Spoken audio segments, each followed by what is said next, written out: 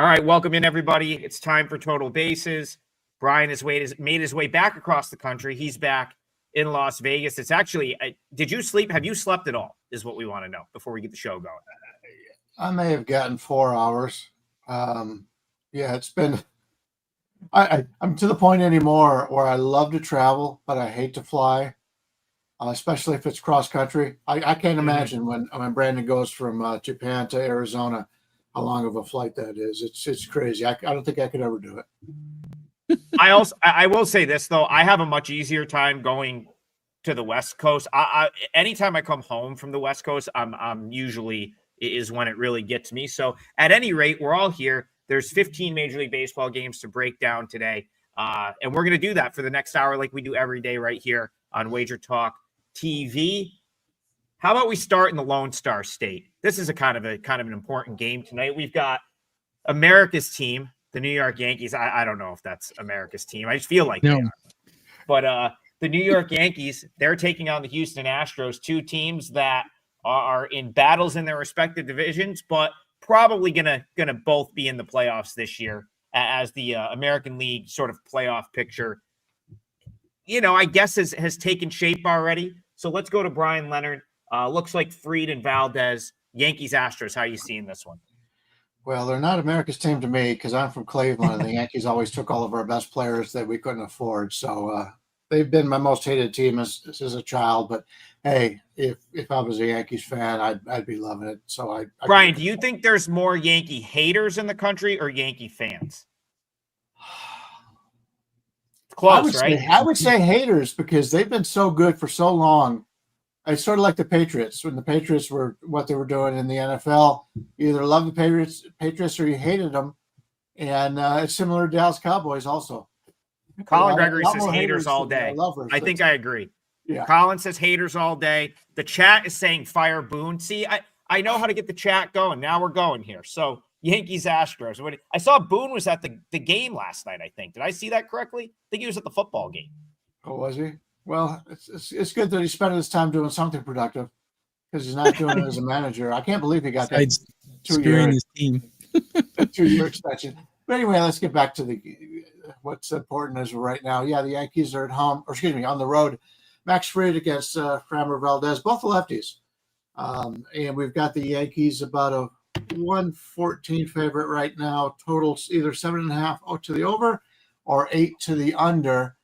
When I take a look at this one, Max Fried, other than that one part of the season where I think he might have been dealing with blisters or something, but he's been pretty good since then. But he did go 3 or 4 starts where he really struggled. Right now, 3.06 ERA, 3.73 expected, 1.11 WHIP. Now, when I talk about expected and him being so far down, go back the last, the last 3 years or 4 years, and every year. 6 years straight now where he has beaten his expected numbers. So he's doing something that they're not picking up in anybody's programs regarding that. But he's been very good. His chase rate is down only in the 36th percentile, but he's a very solid pitcher, and he throws 7 pitches. Basically, a lot of junk he throws up there, which is fine. That's what I like, and he's been very good. And the Yankees bullpen is in pretty good shape right now. Framber Valdez recently came back from injury, 3.18 ERA, 3.73 expected, 1.19 WHIP. He's also a guy, the expected ERA is always higher than what his numbers are, going all the way back to his second season in 2019. So these are two guys that always perform better than their metrics. So the first thing I look at there is when these two get together, should I play the under? Well, you've got Valdez, 98th percentile in ground ball percent. He doesn't give up home runs. Usually when you take a look at teams like the Yankees here, they're known for their bats. But the Yankees right now they're a big home run team, and they're playing a team that, or at least the starting pitcher, doesn't give home runs. And you got a Houston team who has been shut out how many games in the last month? I mean, their offense just has not done well. If you can still get an 8 out there, and I see them at minus 115 or so, I think that's not a bad bet. Houston and the Yankees under. I think both these starting pitchers will have some success. Yeah, guys, I had a good day yesterday. I couldn't believe the line for the Giants against the Rockies yesterday, probably because Tang was unproven. That was my only MLB play, and it won, and I just went 3-1 in Asian baseball. So looking good right now.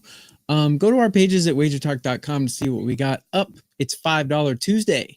So I'm sure all three of us will have a $5 play and a free play as well. Mine's already up.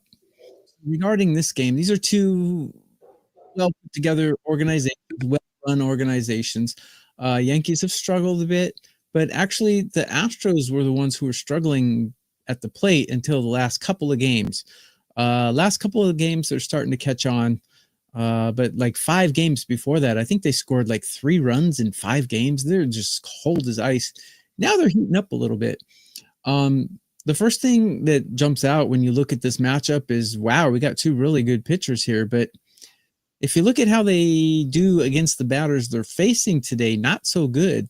Valdez has struggled against these batters in his career for a 300 average against and an 829 OPS against. And that's 80 at bats against, a good sample size. Fried has struggled as well, not quite as bad against the Astro batters that he's facing today. 97 at bats against, 299 average, and a 760 OPS. So not very good, actually, but still, Fried's numbers are a little better than Valdez's against the batters he's facing. I have these 2 starting pitchers on a curve of 30 ranked dead even. I got the bullpens ranked close to dead even. But the real discrepancy I see here, 2 things. Number one, Yankees are batting a lot better than the Astros right now in current form. And also, Max Fried's walk ratio is within an acceptable range, but Valdez's, his walks to strikeout ratio, not very good. 53. And I like people to be in the, I like pitchers to be in the 30 to 40% range. He's walking 53% of the batters that he strikes out. It's too high. I think it's Yankees or nothing, but I'm not going to play it because I think the discrepancy between these 2 teams is just too slim for me to play it. So I won't be playing it. Muted. Yeah, the dogs were getting after it. Sorry about that. 2 things quick. Titan CT says, yeah, he was at NC. He was, and he was decked out in North Carolina gear. I wonder if he's getting blamed for that. Yeah, I wonder if he's getting blamed for their loss. He's on the field, North Carolina gear. They got killed last night. So maybe they're blaming Aaron Boone for that. The second thing, TB, yeah, I was on the Giants yesterday too. Got him at like minus 130. Couldn't believe that. And I had a 2-0 day in MLB yesterday. So yeah, I'm pretty happy about that Giants. Yeah, and like you're saying, I think they just didn't really understand how to price Tang, and he ended up being pretty good. So Giants and Mets for me yesterday. Hopefully we can get it going again today. For this game right here, I'm just gonna kind of refer back to my numbers. I have the Yankees, maybe a slight edge on the number. I think that probably where it's priced in the minus 110, minus 15 range is fair. As far as like, you come into this game. My gut tells me the Yankees could put a little pressure on Toronto. Like, just forget this game for a second. Like, even though they lost their last game, but the Blue Jays losing in the fashion they did yesterday, that should certainly get the Yankees juices flowing. 2.5 back now in that division after yesterday's loss.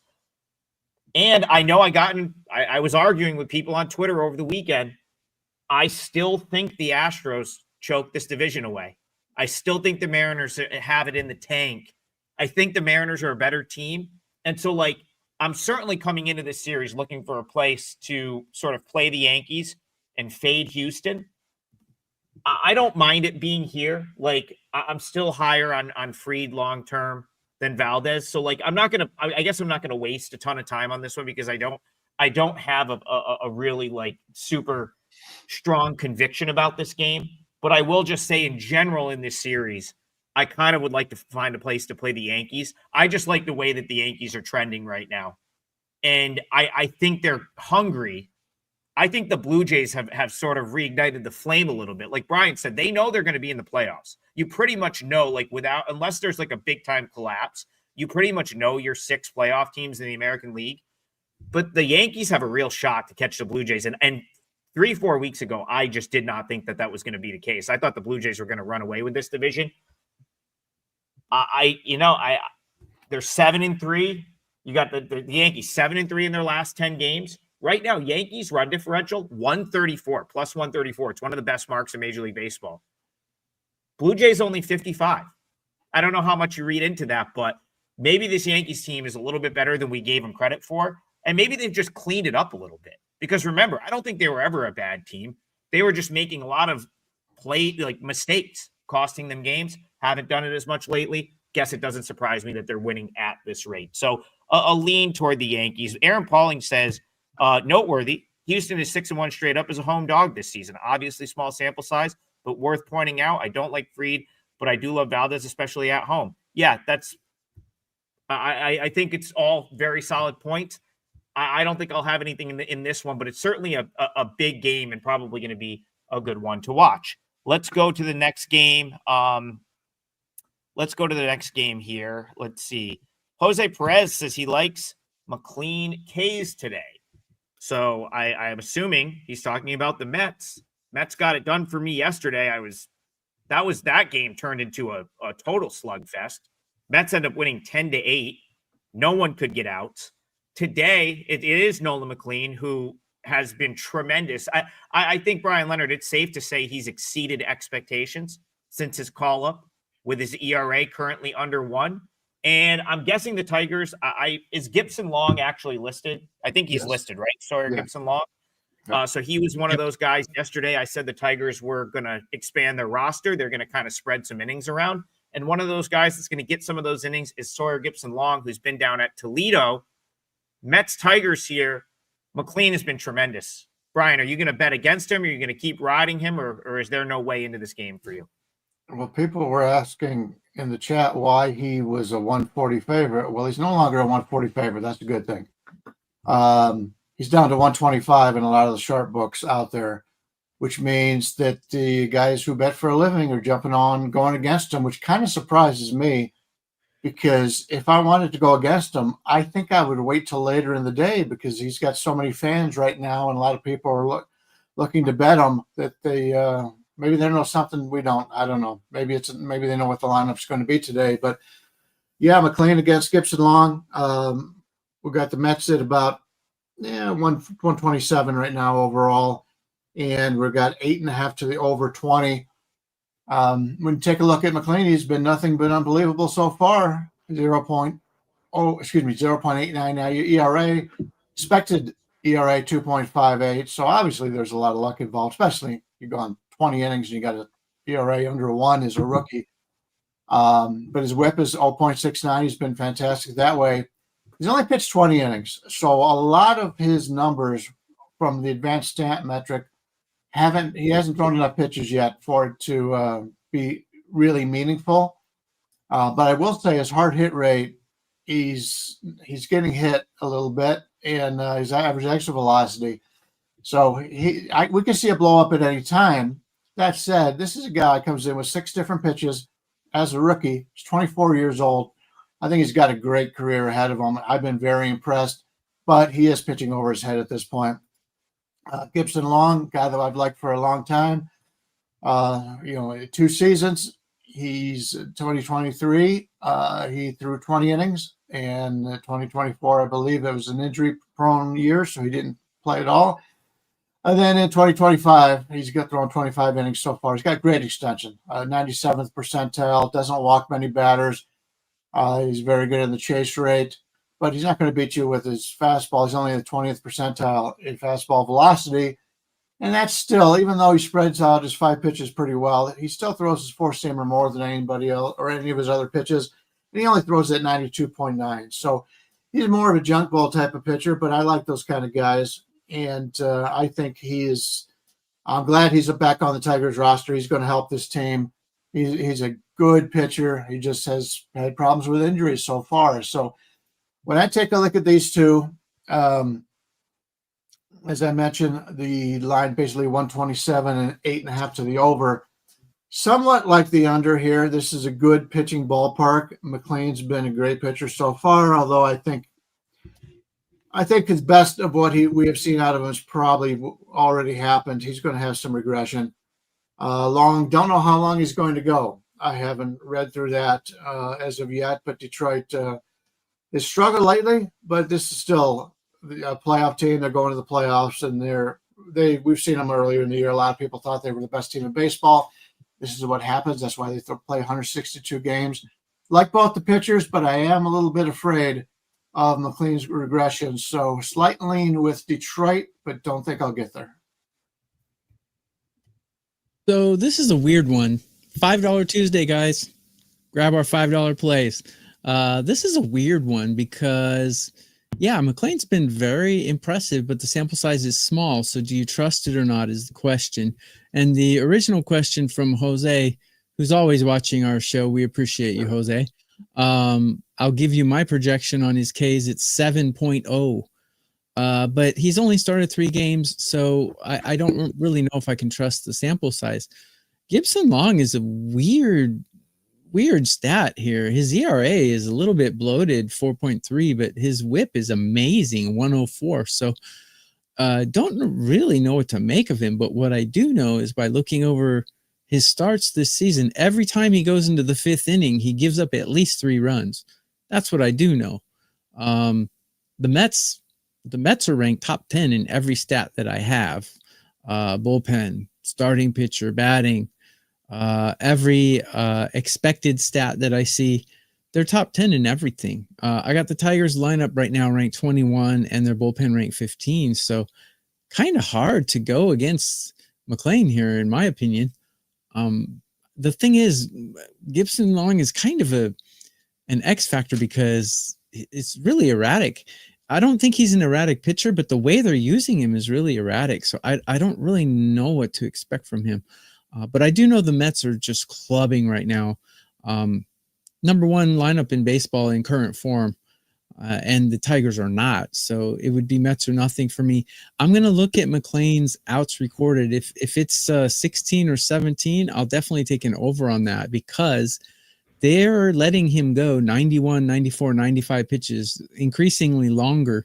They'll probably rope him in under 100, but still, he's an extremely efficient pitcher. He's pitching into the 6th, 7th inning on 90 pitches. That's very efficient. So I'll look at that as well. This is a tough one for me because I feel like I was way ahead of the curve on McLean, and he's been very, very good. But I also I watched this guy pitch. I probably went to 3 of his starts in Syracuse this year. He's not immortal. He got hit in the minors at times. So while this run has been extremely impressive, and I really do think that you're seeing what his ceiling can be. And he is going to be a tremendous pitcher. Kind of reminds me of Matt Harvey when the Mets called him up and he went on that tear as a rookie.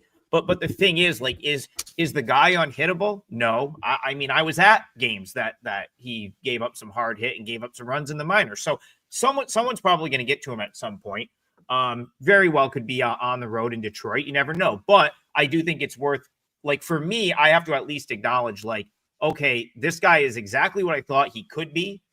And do I want to then turn around and potentially cost myself money by betting against that?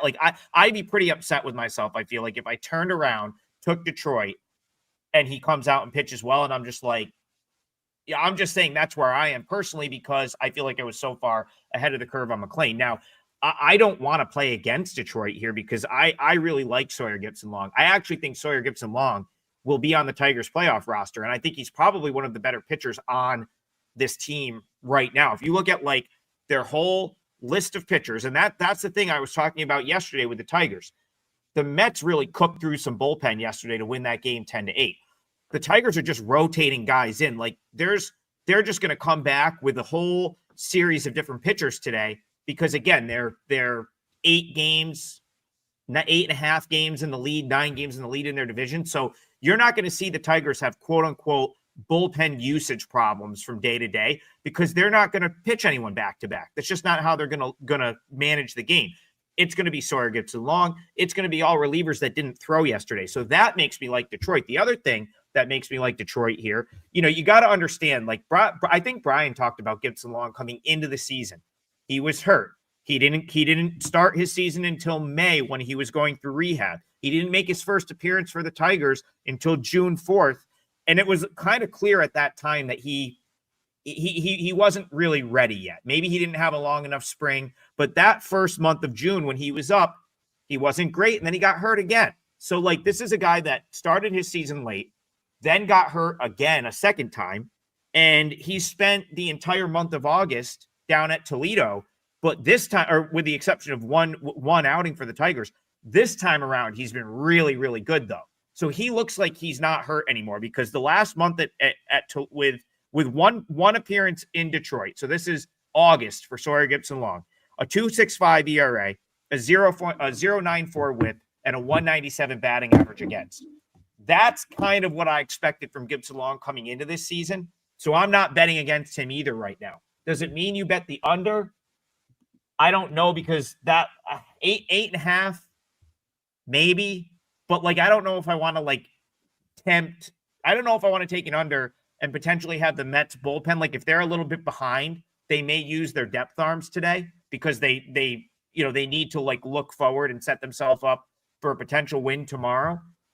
I think if I had to play this, it'd be Tigers plus 1.5. And I do so reluctantly, knowing that if I run into a hot Nolan McLean, I might lose again. But Tigers plus 1.5 makes sense. And maybe Tigers on that plus money, just from a value standpoint. Go ahead, Brian.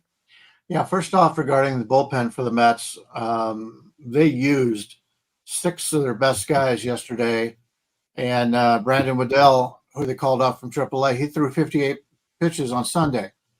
So he won't be available. Now, these guys, none of them threw over 15 pitches, so they'll be available. But some of them, like Diaz has pitched 2 of the last 3 days. Rogers the same way. In fact, 2 other players have been the same. As for the hitting, because Brandon mentioned the Mets, they're number 164 WRC plus. But when you look on Fangraphs, and they have it broken down to, they rate the players based on the last 7 days in Major League Baseball. To show you how hot they are, this is the top 4 hitters for the Mets in the lineup. This is the last 7 days in all of Major League Baseball. Lindor ranks 19th, Soto number 1, Alonso number 9, Nemo number 6, and they follow that up with Vientos at 54. So the top of this the top of this lineup is as hot as it possibly be.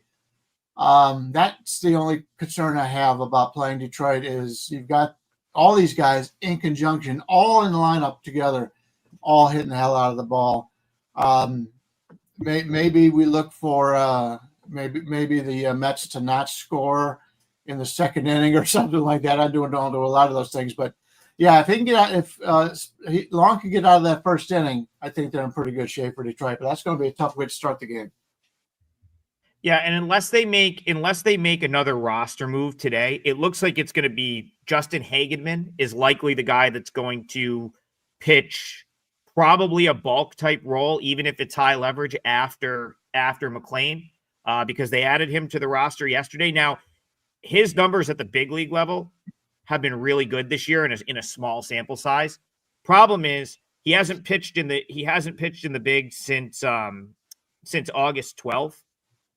Last couple outings at Syracuse have not been as good. So I think that would be, I don't know that, like, just because he has like a couple good outings for the Mets this year in spot type starts, I'm not sure that I'd be super excited about getting Hagenman from like the 6th to the 8th inning in this game, which is like, I can just about guarantee what the Mets are going to try to do. They're going to try to hope Nolan McLean has his best stuff. It's going to be Hagenman for a couple innings. And then if they are in position to win, they might just ask a Diaz or someone to like go out and it's like, hey, season's on the line. We need you to just get 3 outs. But I think that's what you're going to see out of the Mets bullpen today. On the flip side, if they're trailing, I think you can expect Hagenman to finish the game. That's not good for an under, my opinion, because, again, he's been blown up a couple of times at Syracuse last couple of times out. So I have no interest in the total because I think you could see some late runs here. Tigers or pass. I'll leave it at that. That's another one. Two tough, two very interesting games to start things off. But I knew they would create big talking points on the show. So the show loves to talk Tigers and seems to love to talk Yankees. So we had to get those two get those two out of the way. Let's see if we can find something that's actually worth playing here. Heading back to the chat. All right. Danzo. He says, I told you yesterday the Brewers lost same reason the Padres. Oh, so he's kind of pointing out, favorites on the holiday type days struggle. I don't know if what there is to that. I think it's just like, I think favorites this time of year a little bit struggle because, Brian, do you think the grind of 162 games by this point in the year is somewhat of an equalizer? Is that why we're seeing some of these favorites drop games? I'm just trying to sort of add something like actionable to the comment that was made. Yeah, I don't. Excuse me. All the teams that are fighting for the playoffs, they've been fighting hard, and now they're in the position where they will make the playoffs or they won't. So if you get the teams that are going to make the playoffs, I would expect them to struggle the rest of the way because they're not going to need to play the starters as often, and you're going to get more of a chance to go against weaker lineups in that regard. A lot of the teams that are out of the playoffs, they haven't had those intense innings, especially from a pitching staff, where they're not in these games. Like take a look at like Houston, their offense has been struggling for so long. They've got to win these games 3-2. So there's a lot of pressure on the bullpens and the pitchers for those teams because they're in it every day.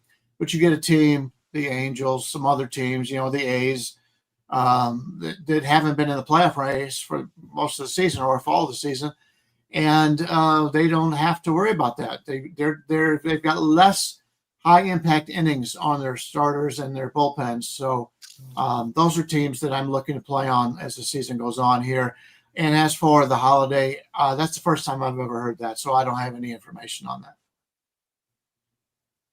These guys don't know that it's a holiday. These guys are in such a grind. They don't know Labor Day, Memorial Day. The only holidays they know is the holidays that are on the off season. Because to them, it's road or home. They don't know it's Labor Day.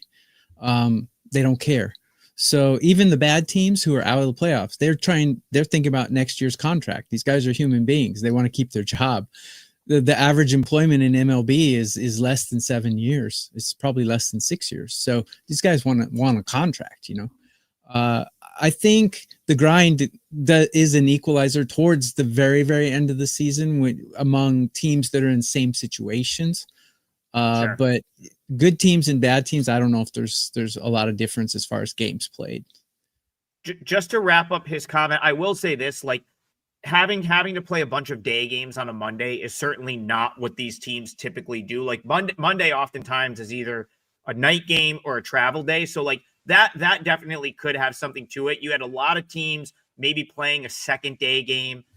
It was a weird scheduling spot because how often do you see Major League Baseball teams playing day games, afternoon games on a Monday? It doesn't happen very often. So you might maybe something to that. I will sort of stay on this same topic here and go to a game that Travis asked about. I know who he likes here because he commented on our replay yesterday, which again, that's always up on the WagerTalk YouTube channel. So go drop a comment. We'll try to get to it in the show. I know Travis is looking at the Pirates today. So back to Brian Leonard. This is kind of fits that dichotomy of the Dodgers. They're in the playoffs. Whether they're going to win their division or not is still to be determined. But they're in against a team that's been out for a long time. Is there, what is there enough of an equalizer here to look toward the Pirates is the question. Dodgers, Pirates at PNC Park tonight. Yeah, I fully understand where he's going on this, and he's been a great contributor to to our program. I really appreciate it. It goes in after on the replay and talks a lot about that kind of stuff. So we really appreciate him being a member. A lot of great guys out there. A lot of your fellow sports bettors out there. We really appreciate. Kershaw, lefty on the road. Mlodzinski going for Pittsburgh. And we're looking at about a 165 for the Dodgers and 8.5 to the under here. Clayton Kershaw has now got 88 innings on the season after only having 30 last year. 2023 finished with 131. He's been really good this year. He surprised me based on his outputs. 3.06 ERA, but expected 3.81. whip 1.15. Barrel rate 94th percentile, walk rate 85th, ground ball rate 85th. Those are pretty good. But when you take a look at the actual pitches thrown, do have some concern. Fastball velocity, second percentile. We knew that was going to happen. The guy's 37 years old. He's thrown over 2,800 major league innings. He only throws the four-seamer 35% of the time at 89 miles an hour. Normal lefties are at 93.1. So he's got to beat him some other way. And he's not doing it from his fastball. His strikeout percentage is only in the 11th percentile. Hard hit rate, 25th. He's been avoiding that a lot because he's just a smart guy and he's a veteran pitcher. But he's pitching over his head. He's pitched over his head all season long. I'm sure they may use him come the playoffs, maybe because he's struggled in the playoffs in the past. I hope they give him a chance to start because small sample size, if you ask me. But even coming out of the bullpen, I think that would be pretty impressive for him. Carmen Mlodzinski, 3.86 ERA, 4.44 expected, 1.32 whip, a little bit high there. His fastball velocity is pretty good, 76th percentile, walk rate 78th, barrel rate 73rd. He's been pretty good for the Pirates. He's only thrown 84 innings on the season, but it's gradually gone up. 50 last year, 36 the year before. Because of Pittsburgh's success with the starters they've had and all the talent they've gotten after all these years of being lousy, this guy's being overshadowed. He's not that bad of a pitcher. And so I'm kind of in the agreement that there may be a little bit of value here on the home underdog Pirates. Looking to fade Kershaw slightly. And with the Dodgers, we talked about that before. When they play divisional rivals, yeah, those are important games. When they play other teams like the Pirates or go to the American League, not as much. So I could see, I won't be involved, but I fully understand why anybody would want to take the Pirates here. You can get those upwards of plus 150 in some places, but basically a 140 in that range. Not a bad bet on the Pirates. So looking through this game, one thing strikes me. Mlodzinski, in his last 19 starts, has not thrown one pitch in the fifth inning. So I would take a look at that and say, okay, well, if he's backed by a terrible bullpen, let's take the other team's team total. So I run the numbers, and Pittsburgh's bullpen is ranked 6th in MLB in current form. So they're performing really well. I'm not saying they're the 6th most talented bullpen. I'm saying that in the last current form, last month's week, 10 days, they're performing really well. The Dodgers bullpen is not. They're ranked 16, according to my numbers. One note on Kershaw, he's allowed 4 earned runs in his last 6 starts. He's pitching amazing, but yeah, how long is it going to last? And he's finishing 5 innings in almost every start. So how long is it going to last? And also, Brian mentioned they do want to leverage him in the playoffs. So they might want to pull him early to rest him a little bit.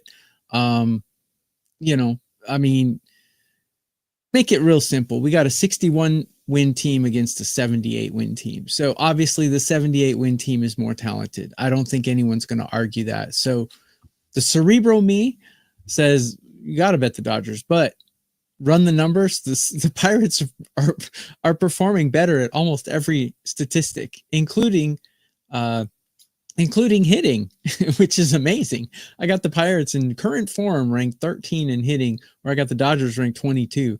A lot of that has to do with the competition that they've been facing. And if they have one game where they scored 13 runs, it's going to skew the stats a little bit. But overall, the Pirates are better than plus 150. I agree with Brian here. I'm not going to bet it, though. No way. No way am I going to take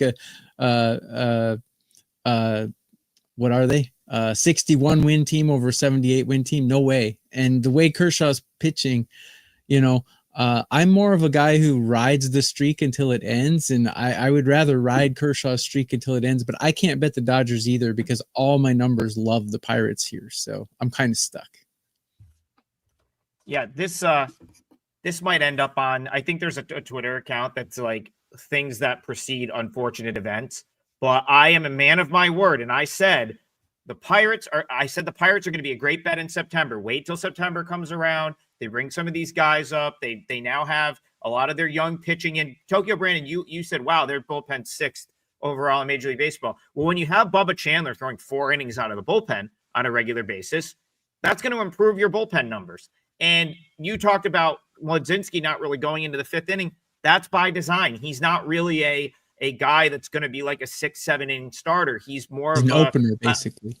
Yeah, like I always felt like he was going to be a good long reliever. He's used at Indianapolis as a starter often. I think you can use him as a starter, but I don't know that his strength is going to be like pitching 6-7 innings. And credit to the Pirates. I can't believe I'm saying that. I'm giving them credit for how they've managed something, because I truly believe if there were more competent folks in place, that the Pirates would probably be 10 games over 500 with the talent they have on their roster. Like, I know they lack offense a little bit, and that's an issue, but I mean, the Guardians lack offense, and the Guardians are on the fringe of a playoff race. The Pirates lack offense, yet have absolute stud pitchers. And what are we coming into today, Brian? What's the Pirates record right now? I just want to make my point here.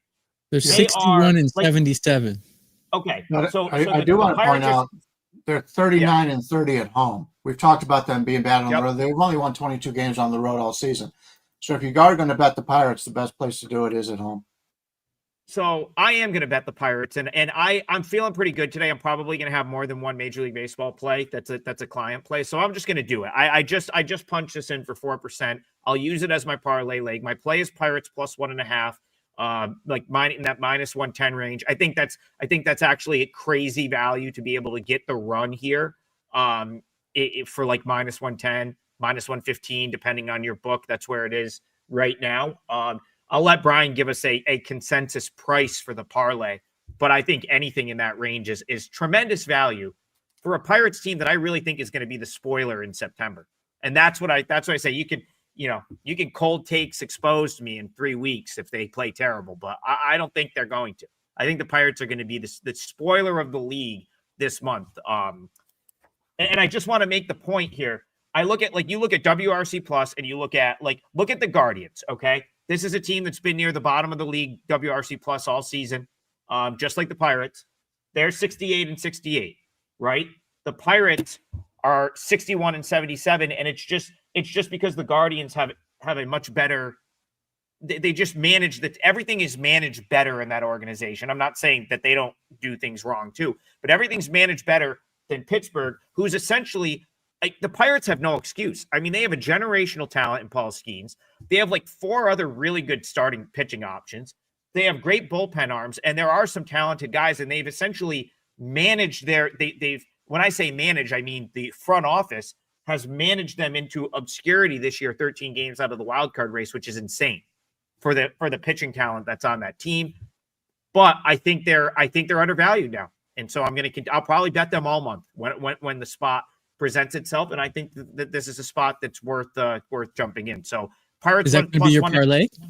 It absolutely is. And it's a 4% for me, TB. So say that again for the people in the back that say we don't give enough picks out on this show. I could have sold that one for $5 because it's Tuesday, but I'm giving it to you for free. And I'm probably going to have another one up for $5. So Trig just providing the value today is really what it is here. Brian, what's the price on Pirates there? I see a lot of 115s, some 120s, but let's go 116. Perfect. Yeah, I think the back end when I was punching that in maybe gave me minus 110. So like obviously book to book, shop it around. It might actually be moving as we're doing this because I put that in probably 5-10 minutes ago, and I wouldn't be surprised one bit if the Pirates took some money today, especially on that plus 1.5, because per my numbers, that's not what it should be. And again, anything can happen on a given day. The Dodgers are still a very good team, but how often have we seen this Dodgers team go on the road in a spot like this against an inferior opponent and play down to them? I feel like they've done it all year. Angels, Rockies, swept. And just to hammer the point home, they just played the Diamondbacks, who I think that's enough of a rivalry to say that they could have a little bit of a letdown coming off that D-back series. I know Arizona's not a Giants to them or a Padres, but that's been a pretty heated series over the past, I would say, 8-9 years. D-backs, Dodgers. So I love the spot for the Pirates. Go ahead, Brian. Yeah, if you take a look at the schedule for the Dodgers, they just played Arizona, divisional rival. Right before that, they played Cincinnati, who at the time looked like they were fighting for the playoffs, and San Diego. Now they're playing Pittsburgh, Baltimore, and Colorado before they finish the season with San Francisco, Philadelphia, San Francisco, Arizona, and Seattle, either divisional rivals or teams that they may face in the playoffs. So this next 10 days or so, when they play Pittsburgh, Baltimore, and Colorado, it would not surprise me if they do not end up making money for their clients. If you were to bet them every game, you may be better off playing against them and getting some plus, because they're going to be favored just about every game. So this is a time right now in the schedule where I will be looking to bet against the Dodgers. Today may be one of those days. We're losing a little bit of value as it goes on because people are coming in on Pittsburgh right now, but that's usually a good thing. Yeah, and I just wanted to point, Steve Duke in the chat makes a point that I think is good, but I want to like just clarify it a little bit. Sharps don't hit 100%, nowhere near. Tailing sharps is always a bad idea. Price chasing is what they do. Tailing them means weaker prices for you. Generally speaking, I would agree with that. You don't want to just steam chase and constantly take a worse number. But I don't think there's any problem with being cognizant. Like for me right here, I put this in, it was minus 110. I do see it's moving a little bit right now. I don't think taking like a minus 115 on that plus 1.5 bet or even minus 120 is a bad bet by any means. I do think if you are regularly like taking 30 cents worse than what the sharp people took, yeah, that's going to be a bad look long term. But like on a one-off scenario, I think it's good to just always evaluate the information that you have. So it's like, okay, I should probably hop in on Pirates now if I like them, because this might move a little bit. Maybe I lost 5 cents, but I can live with that. And maybe it was worth the 5 cents to know that that's maybe where some respected money is. Everything's a case-by-case basis. And I would say that this is as well. But yes, your general point of, do you want to just constantly chase 30 cents difference on the number? Yeah, that's going to get you in trouble long term. Can you use it to maybe like say, okay, I need to move on this. I need to jump in now because this is where it's probably going. Yeah, I think that's fine. And if you do it within like 5-10 cents, I don't think that's a bad thing at all. So I just wanted to clarify that. And if you two want to jump in on that, go ahead. But that's really, I just saw that in the chat and wanted to make that point. Yeah, I always say yeah, go ahead, Brian. It's a pendulum. The right number is right in the middle. You're either over here or you're over here. And that's how you bet it. If you're over here, then you bet this team or that team. I'm looking at my picture in the thing and I'm screwing up, but it bounces back. So if you make it like they should be a plus 134, let's say, and you're getting plus 140, then you bet them. But then once it gets past that number and you're only getting plus 120, it's not worthy of a bet. The other side's probably worthy of a bet. I never pay attention to what other people bet. It's just a distraction. I just look at what the numbers are. After I bet something, I treat it like an ex-girlfriend. I never look at it again. Please, you're checking up on the. You're not checking up on those ex-girlfriends, TB, on the Instagram, seeing what they're doing. No.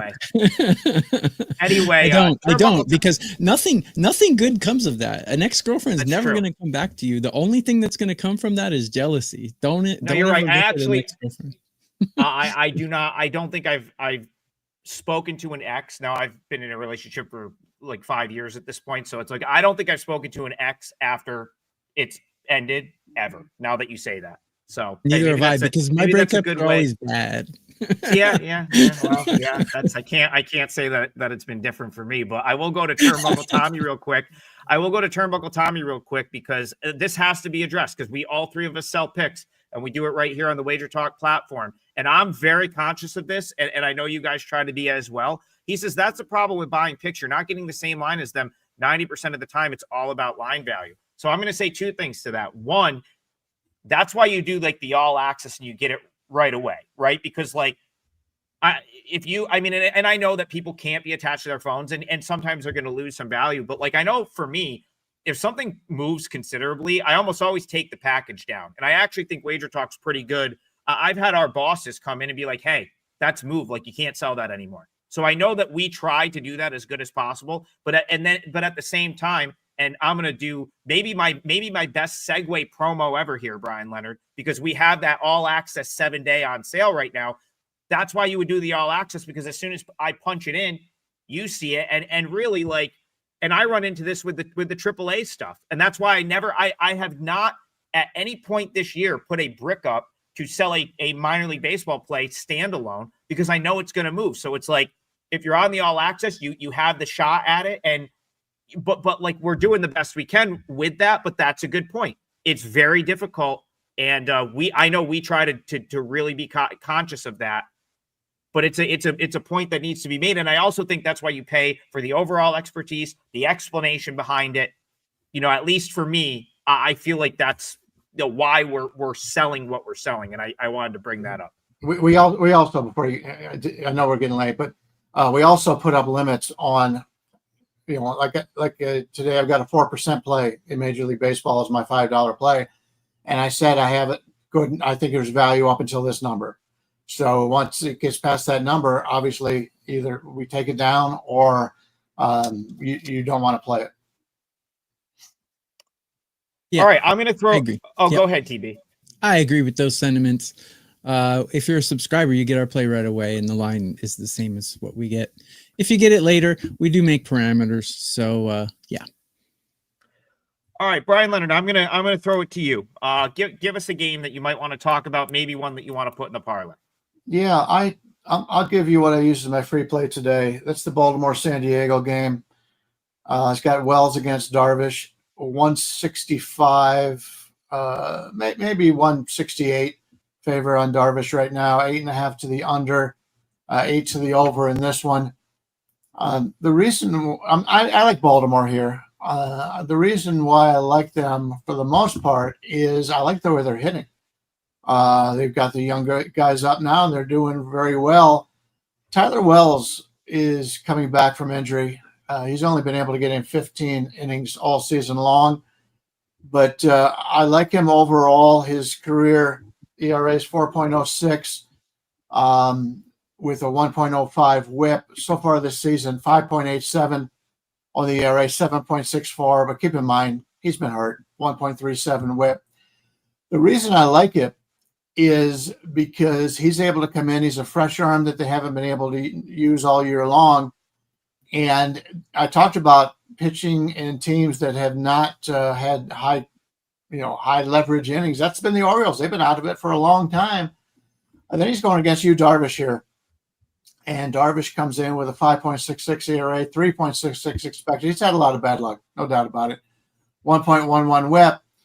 But he's in this is his 13th season, and he pitched in the across the water, as they say, in Japan for a long time. So those innings are getting up there. He's already thrown 1,700 innings in Major League Baseball, and he came over late. He's 39 years old.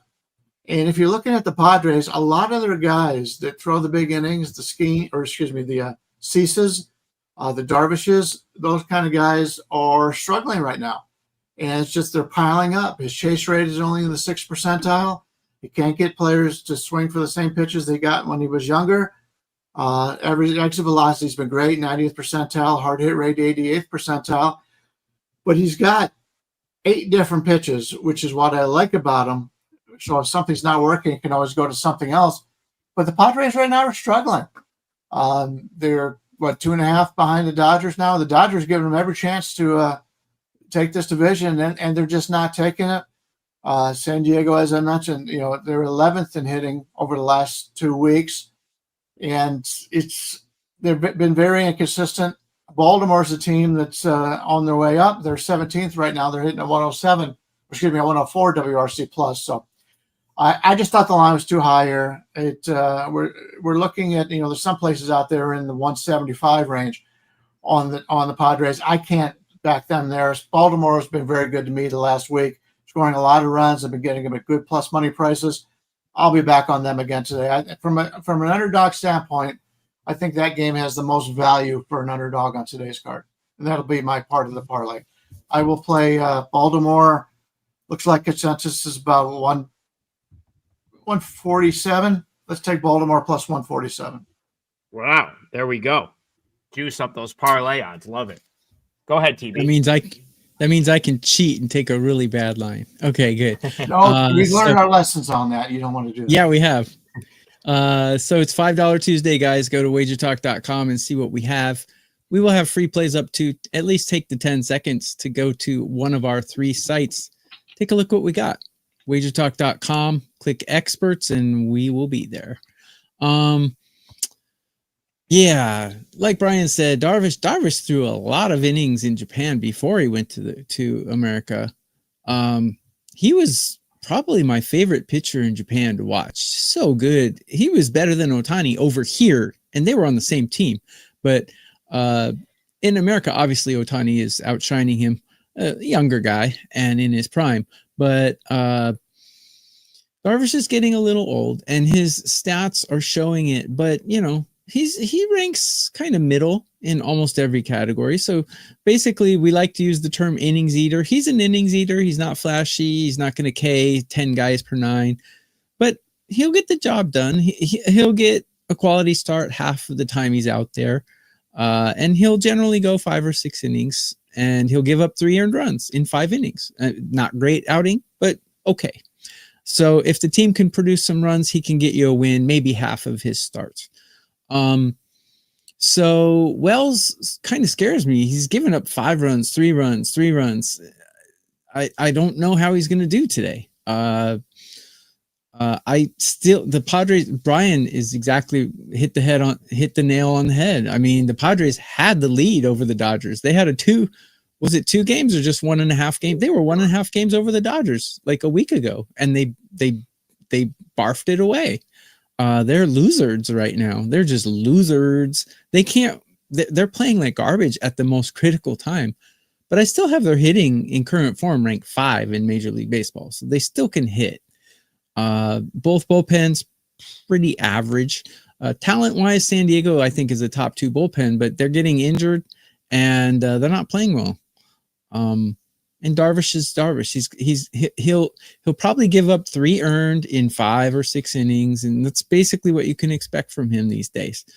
Overall, I might think about the Padres team total over because they're hitting so well, but there's too many X factors, and this game could go either way. I don't know if the Padres are going to shape up and start playing like a playoff contender. I mean, I actually thought they had World Series hopes when they overtook the Dodgers. I thought they were just going to put it in high gear and just, go, and they just laid an egg.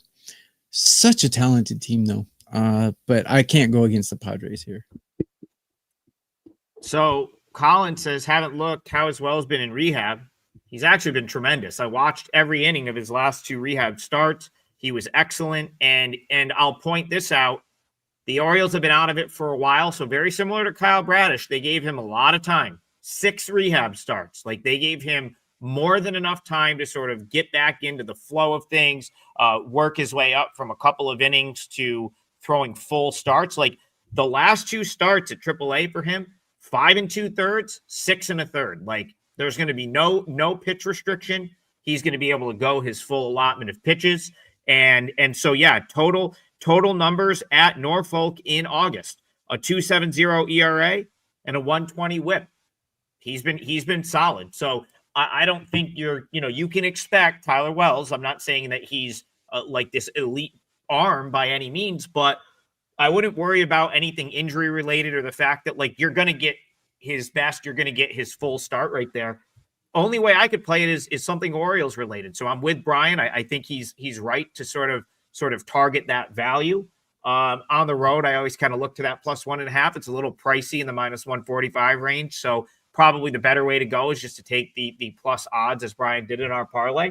But the Orioles are that team where it's just like they're very Pirates-esque right now. A lot of young guys have come up. They're gonna probably be a good spoiler throughout the course of September. Jeremiah Jackson's been awesome. It's a young team, so they are a little bit hard to trust on the road, but I like the talent there, and I think they're very undervalued. So I'm with Brian on liking the Orioles there. TB, you want to throw a game out for us to talk about? Uh,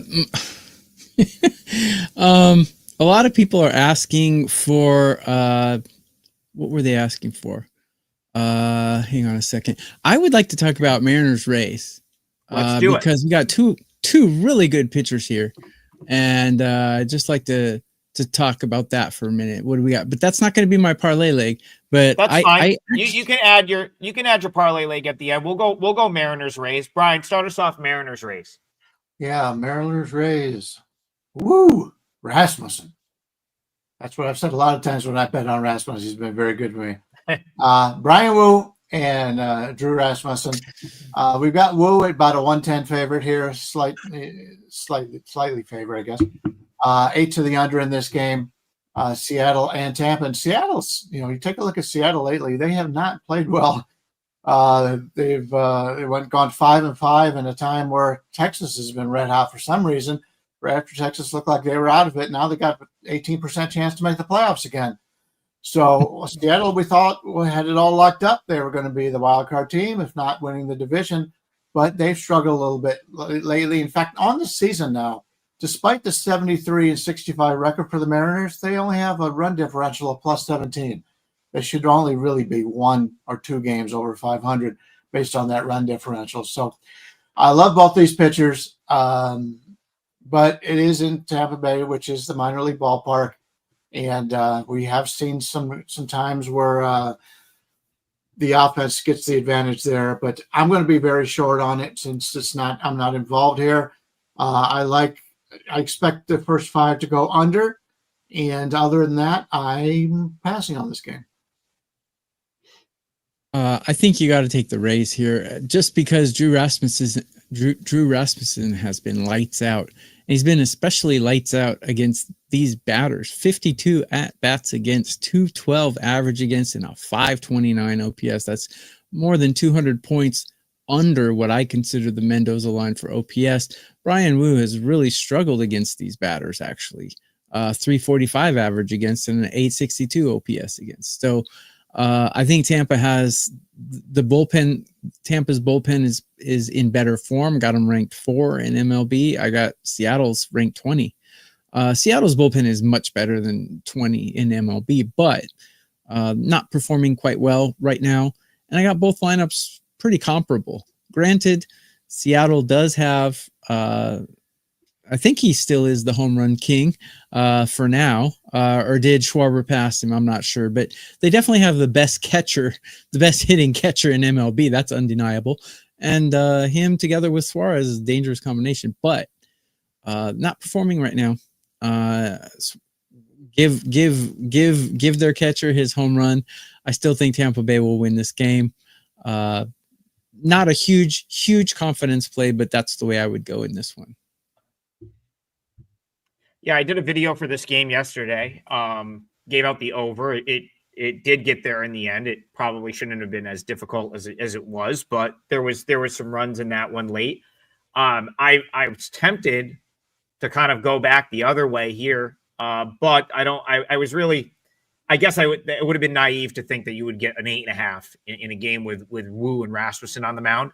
That being said, like the fact that you're getting an 8 flat, I think I make it 7.5 for an under. So like maybe some slight value on the under there. I also think I'd probably go the other way. And again, this is probably more due to where I have the Mariners rated, but coming off of yesterday's sort of getting blown out, I don't know. Maybe I'm just too high on this Mariners team, and that could be, that could be a thing. I feel like they were one where I was ahead of the curve on them. They sort of came out and took the division lead over there. And since they just haven't played as well, but I have them rated like significantly higher than the Rays, which is maybe I'm wrong with that. My numbers like the Mariners, but my gut is telling me like, I don't know, you don't want to do it. Like, you know what I mean? Like, so this is one I'm probably going to have to pass on because again, my numbers like the Mariners. I personally like Wu, and I'm like, okay, I'm getting what I consider to be the better team, minus 105, minus 110. But man, they had nothing last night and they got blown out. And we saw it with the Mariners in that Philly series where they kind of just dragged on the road and it permeated throughout the series. And I'm having flashbacks to that. So I don't know. I don't know if I can get into this one. Tough game. Will be, again, another one that's going to be great to watch, but I don't know if I can bet anything in that game. TB, do you know what you want to use to close out this parlay here? I do, and don't throw tomatoes at me, but we've got the number 5 MLB starter in all of MLB going against the worst team in MLB. Got to take the Giants here. Minus 225 for a parlay leg. Yeah. Okay. Go ahead, give me the tomatoes. I like it. I decided yesterday that I'm back in on the Giants a little bit, especially I think they sweep this series. So I'm you not know what? no tomatoes coming from here. It's weird to think, but the Giants and the Diamondbacks still have playoff hopes. I mean, slim, but still. Hey, if they can sweep in Colorado here, they're at least in the conversation. I think they're going to. So no tomatoes coming from this side of the Devers is hitting Baby now Brian's too. Brian's got a couple for you. I don't know. Oh yeah, 1.8 chance to make the play. 1.8% chance to make the playoffs. They are trying to finish the season with a winning record though, and they're right at 500 right now. So I understand that. For myself, I don't like to go against Freeland at home. He's the only guy that knows how to pitch in this ballpark. He and Marquez over the years. But that said, yeah, Colorado's not a good team, but they're a much better team at home than they are on the road. I'm just trying to throw out something the other way, but I hear you. They got some scrappy young hitters, but I think the Giants have more. So you can get number 5 pitcher in MLB. So a little bit less than what you said, so you can get him at 215 out there. Yeah, you're telling me that a 69 win team versus a 39 win team is only minus 220. Wow. Okay. On the road. Yeah. So I wrote, TB, I'm with you. I wrote about that game extensively yesterday, and obviously I like the spot and the price better yesterday for the Giants, but I said I won't. I really do think they probably sweep this series. I like what I've seen from them this weekend and into this series, and then they did exactly what I expected them to do yesterday. They won, and they won convincingly. So Travis says easy parlay leg Giants. It is easy. I'm taking the easy way. I never like to say anything is easy, but like I'm not arguing with you about putting that in there. I'm fine. Like with Brian it. said, I really do think. Last time I said the same spiel. I said, "Don't hate me. I'm going to take the easy way out." I lost. So. It was against the Rockies. It was against the Rockies. It was the Dodgers. Nothing easy, but I do think your rationale there is sound, and I expect the Giants to man up and take care of business in Denver. I said it yesterday, and I'm with you, TB. So I'm fine with that. $5 Tuesday. $5 Tuesday. I've got my 4%, my best bet. Probably the only play I'm going to use today. Up right now. Number 2 the last 3 days, last 7 days. Number 1 lifetime in Major League Baseball. What did you get a total on this parlay yet? I did. Yes, I'm going to read it one more time right here. The 3-teamer for today is Giants money line, Orioles money line, and I'm going to use Pirates plus 1.5. So Tokyo Brandon Giants money line, Brian Leonard Orioles money line. Those will nicely balance each other out right there from a price standpoint. And then I'm going to go with Pirates plus 1.5. That 3-teamer is plus 576. And I gave that Pirates plays a 4%er for me. I'm going to put it in the free plays section if you're looking for additional analysis on it. I'm not going to sell that one. Deciding to be generous today, even though I was 2-0 yesterday, but I'll find something else to sell. Don't worry about that. But that is a client play for me. Pirates plus 1.5, a 4%er. Sorry, Brian, did you have something else to add there? Nope. Oh. All set. $5 Tuesday. $5 Tuesday. Everyone will have a play up for $5. Check out everyone's page. You can basically get all three of our plays, all three of our $5 plays for the less than the price of like one play. So it's a great day to shop around on the site. That's a wrap. Tomorrow morning, 9 Eastern. As every day, we'll be here grinding it out. Have a great Tuesday, everyone. Cash all your tickets. We'll see you guys in the morning.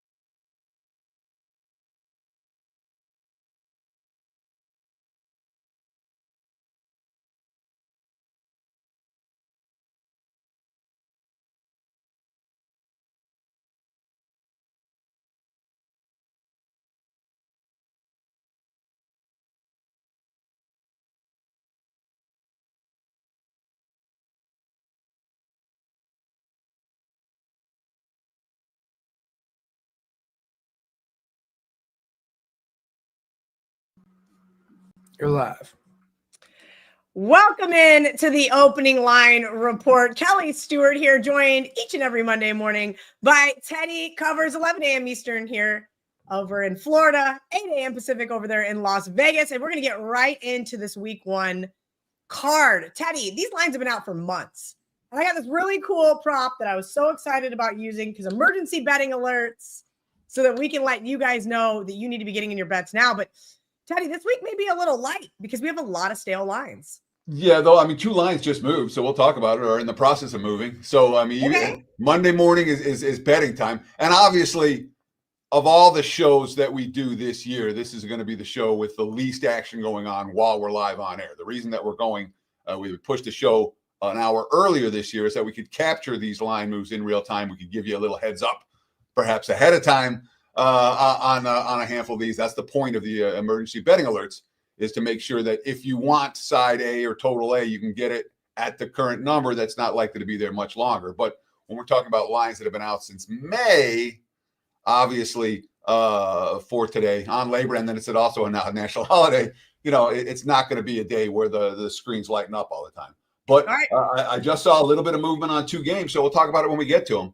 Amazing. That's Get worthy your- of note. But starting next Monday, all right, where it's not a national holiday and all the lines are going to be, the virgin numbers that we get to attack right away, we'll certainly be having emergency betting alerts in bunches. So next week should be a whole lot of fun.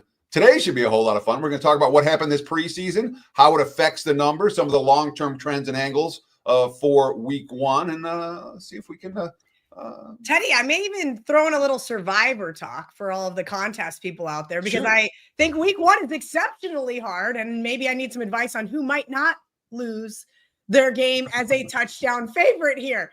All right, guys, get open your odds screen, whether that's Odds Logic. You can use oddslogic.com/Kelly in Vegas for a week trial, or you can go to the free odds screen on WagerTalk.com so you guys can follow along with what Teddy and I are talking about in terms of these line moves. Thursday night football, Teddy, Dallas, Philadelphia. We didn't see Dak Prescott or Jalen Hurts play a single down in preseason. We have no Micah Parsons now for the Dallas defense. Break down this game for me, because it sure looks real easy to tease Philadelphia this week. So if you don't have, by the way, an Odds Logic live odds screen, Kelly's talking about going and follow the games in rotation order, get one right now. You get a free 7-day trial to get you through till next Monday. So it's an advantage to do it on a Monday in that sense. Oddslogic.com/Teddy. Get you free 7-day all access. Plain and simple. Again, oddslogic.com/Teddy. Or just visit oddslogic.com and check it out. It really is a good live odds product. And again, I'm seeing on X now more and more people talking about it, more and more people saying this is the best live odds product out there. So I'm impressed with what they've done behind the scenes with Odds Logic and our live odds product with Dallas and Philadelphia. So starting next week, I'll have the look ahead line, I'll have my power rating line, and I'll have where it opened and the current number. So I give out 4 sets of lines for every game. For today, we didn't have a look ahead line. So you don't get 4 sets of lines. That being said, my powering number for Dallas Philly is Philly -8. The markets opened this game. It was 7 all summer, then moved down to 6.5 in August. This past week, it moved back up to 7 and then up to 7.5 at a lot of book after the Micah Parsons trade. Now, you talked about it, Kel. Neither quarterback played a down in preseason, Prescott or Hurts. And in general, the markets like A, divisional underdogs, B, divisional unders in week one. This is just for week one, but divisional dogs and divisional unders, and divisional home dogs in particular, but unders and dogs in these division games, we would expect the money to flow. This is going to be a theme of today's show.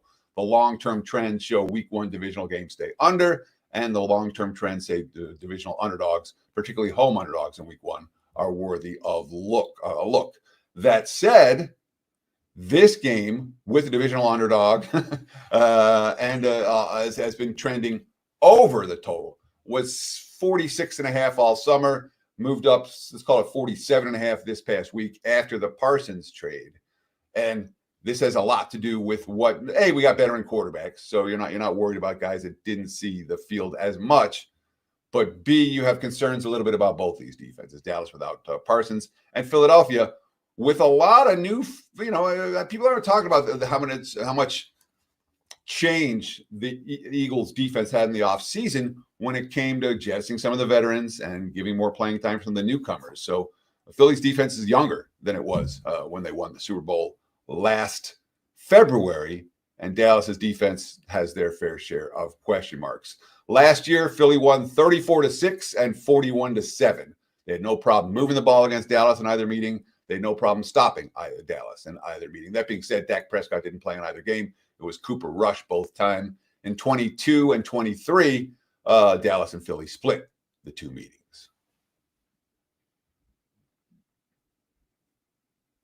Sorry, Teddy. I was opening up my Survivor spreadsheet because I have 3 games on it, and this was one of them.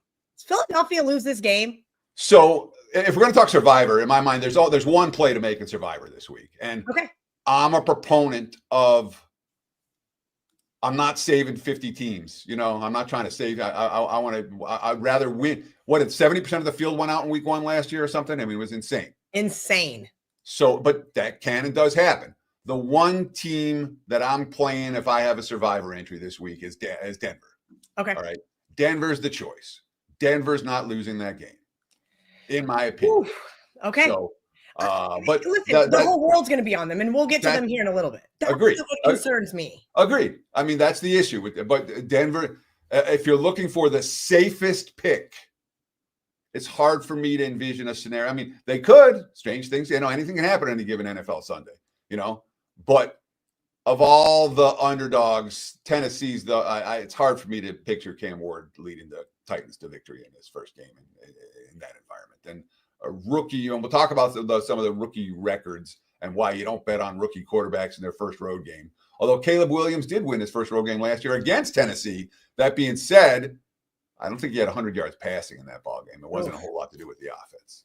I was on Tennessee. Let's not remind me of that. That was very painful. Our producer, John Hoagland, today, while Dan is out on his honeymoon, is laughing and enjoying my suffering because I'm pretty sure he enjoyed me having Tennessee in that one. Let's go to Friday night. Another divisional matchup, AFC West. Chiefs on the road at the Chargers. You just mentioned we're looking at divisional home underdogs and divisional unders. Talk to me about this one. Now, the Chargers are not a divisional home underdog. This game is being played in Sao Paulo, Brazil. So it is a long, long way from LA. My powering number has Kansas City minus 3.5 in this ball game. This line was basically 2.5 all summer. It moved to minus 3 the first week of August when it was right after Rashawn Slater got hurt, the left tackle for the Chargers, the bookend left tackle who's supposed to be protecting Justin Herbert's blind side all season. Instead, he tore his patellar tendon, and he's out for the year. Total has bounced between 45 and 46 basically all summer. And it's sitting right now, we'll call it 45.5 as the prevailing number. Kansas City is 7-0 straight up the last 7 meetings. If you took +3 with the Chargers in those 7 meetings that the Chiefs have won all of them, well, 5 of the 7 have been decided by a field goal or less or an overtime. So you've done just fine taking +3, even though the Chiefs have won all these ball games. And of course, what Kansas City has been able to do in the 1-score games is incredible. It's never been done before. Obviously, an NFL record, 17-0 in games decided by 1 score. It includes 5 games from 2023, 11 from the regular season last year, and then that 32-29 win over the Bills in the AFC Championship game. Mahomes and Reed and company have found ways to win every close game for a long time. Again, we're talking back to 2023. That being said, Super Bowl losers in week 1. 5-19 the last 24 seasons, but let's break that down. All right.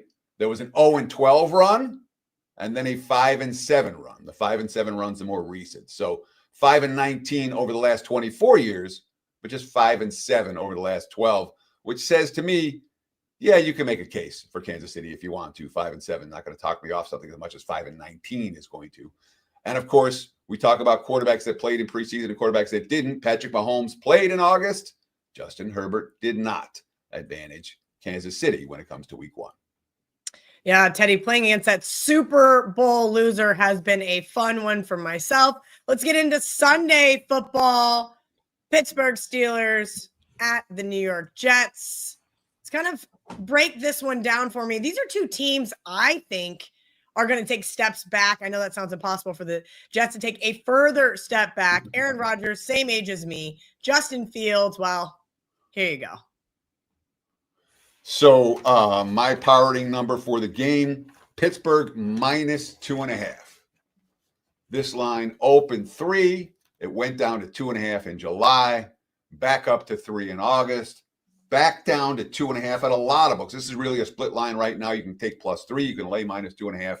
That's a great scenario for bettors, whichever side you're on. This is one of those games. If it lands 3, you can't be losing this. All right. And if you have Pittsburgh, you can't be pushing that. If you like the Steelers, there are enough 2.5s out there to get one. If you like the Jets, there are enough +3s out there to find one. If you can't find both 2.5 and 3 right now, you need more books. You know, you need to, and that's why I recommend to everyone, whatever state you're in, every single available sports book should be in a sports book where you have an account at.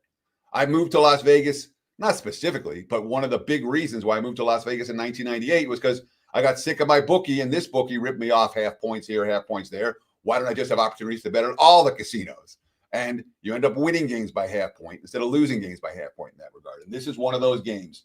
You have to lay 2.5 if you want the Steelers. You have to take 3 if you want the New York Jets. There is no more key number than the number of 3 in the NFL. Tomlin, 11-6-1 straight up in week 1, 18 previous seasons. He's been pretty good about having his team ready. The total basically sitting at 38.5 since July. The Jets offense didn't work in the preseason.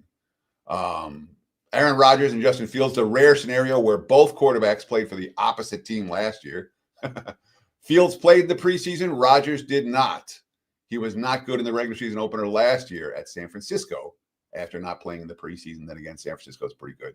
At least they were in week 1 a year ago. But advantage the Jets when it comes to which quarterback has gotten playing time in August. That being said, the playing time Justin Fields got in August wasn't pretty.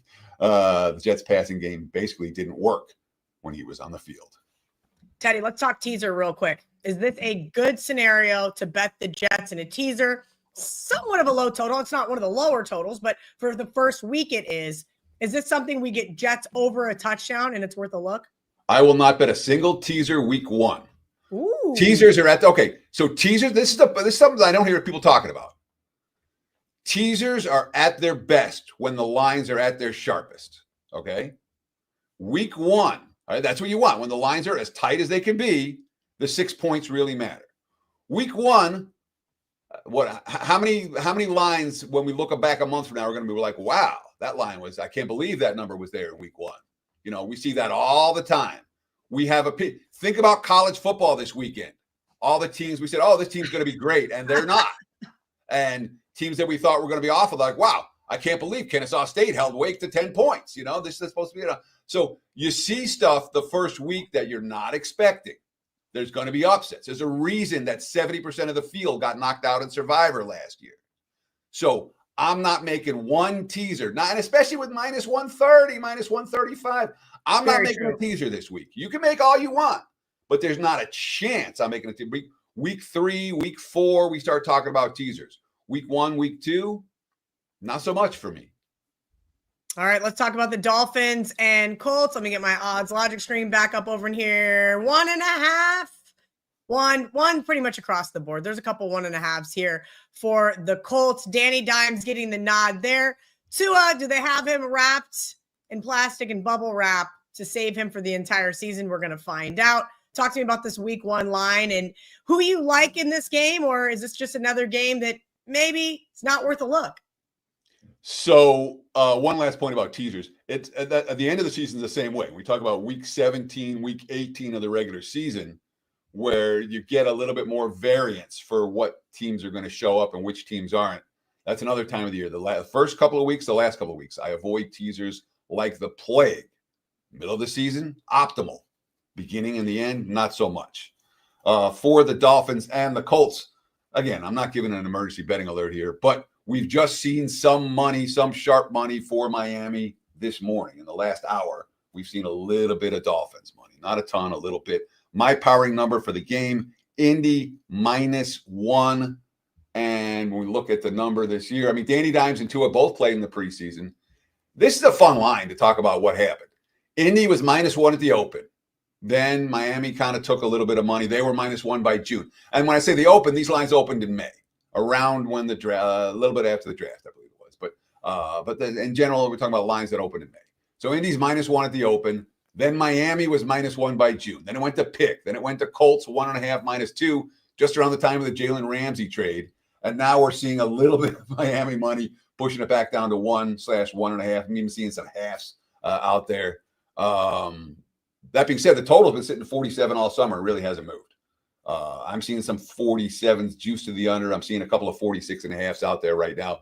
So we're seeing a little bit of under money and two-way action on the side, with the latest action coming towards Miami.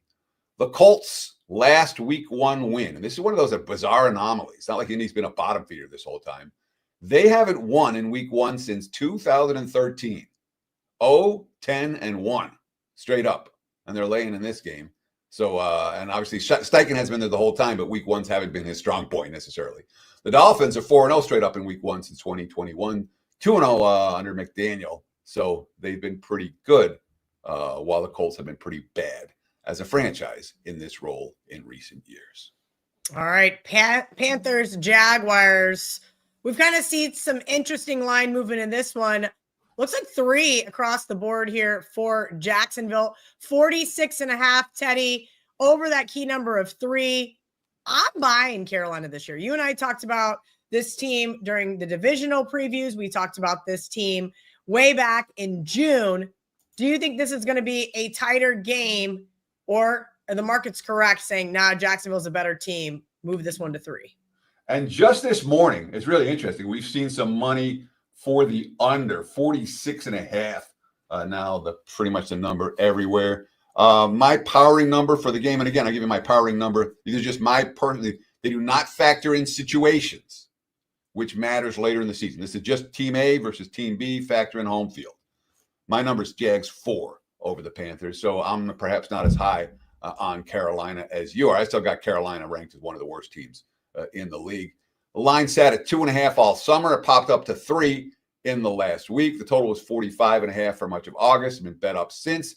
Now we're seeing perhaps a little buyback on that. Trevor and Bryce both played in the preseason, so we've seen Lawrence and Young get their snaps, and that's a positive sign for week 1 overs, a positive sign for week 1 teams. Dave Canales, let's see, last year, opening day, 47-10, the Panthers lost, and they lost to a Saints team that was awful. So Canales did not have them ready on opening day last year. Liam Cohen, his first game, first-year head coach, and that's much more of a 50-50 proposition when we talk about the first-year, first-time head coaches in their first home game as favorites. All of that, it's not a clear prevailing trend for teams, for guys like Cohen. That being said, it's 3 pretty much painted across the board right now, and that total 46.5. So, you say, oh, I could have laid 2.5 with Jacksonville. I could have laid 2.5 with Jacksonville. This is a week where you just, I don't freak out if I missed a number back in May. It is what it is. And the 2.5 to 3, we talk about how important it is. When you're laying 3 as opposed to laying 2.5, it's never going to cost you a loss. It can cost you a win when it lands 3 because you're right on the number, but it's not going to cost you the extra juice that'll lost it. A push never kills you. Some bettors hate pushes. Sharp bettors don't mind pushes at all. I don't mind push. Anytime I get a push, fine, good. I did a good job shopping the number. And I don't complain when a game ends up in a tie against the spread. So Teddy, I know this is an NFL show, but I am going to complain when it ends up in a tie. When I bet it early in the week, let's just use Toledo. Toledo. I just waited for it to go back up, which I didn't think it was going to go back up. I got +8, ended up as a push, went back up. So those types of pushes, I think, can be a little frustrating. Yes. Again, I'll take the push. Just trying to read these markets. Do you have any advice, whether it's college football, NFL, trying to read those markets? You mentioned you didn't think it was going to go back up either, yet then it did. And at that point, I've got a bad number in pocket. I'm not going to re-bet it at 9.5. No, and so college football is more difficult to predict than NFL. Okay. But I guess what we saw was steady Toledo money all summer, and then some of that was buyback, and maybe some of the like that type of move wouldn't necessarily happen week 2, week 3, week 4, but that was a line that had been pounded all summer. So I don't even know that it was a legit move. I think it was some buyback people that had, and they it was a good buyback for them. They cashed the middle, or they I hope somebody got the middle. I mean, hit the post on the one side, but that's fine, Okay, let's get into another divisional matchup here. We've got the New York Giants versus the Washington no longer football team. This one, I think, was pretty much 7 all summer, and now we're seeing it flipped, at least on the odds logic screen. 6, even 5.5s, Hard Rock and a couple other sharper Superbook 5.5, Heritage 5.5. Totals coming down as well, 45.5 here. Let's kind of break down these two teams. I know people are expecting Washington to be improved, right? But we have Jaden Daniels in his second year. Talk to me about those sophomore quarterbacks and what defensive coordinators have in store for them their second year. I know we've seen some of these guys kind of supersede expectations, but we typically see a regression.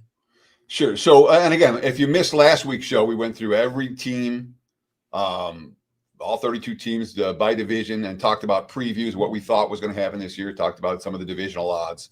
The focus on today's show is much more about where the line is, where it's going, as opposed to breaking down what we expect to see from the likes of Daniels and Russell Wilson this year. That being said, so Washington made a bunch of win now moves in the offseason.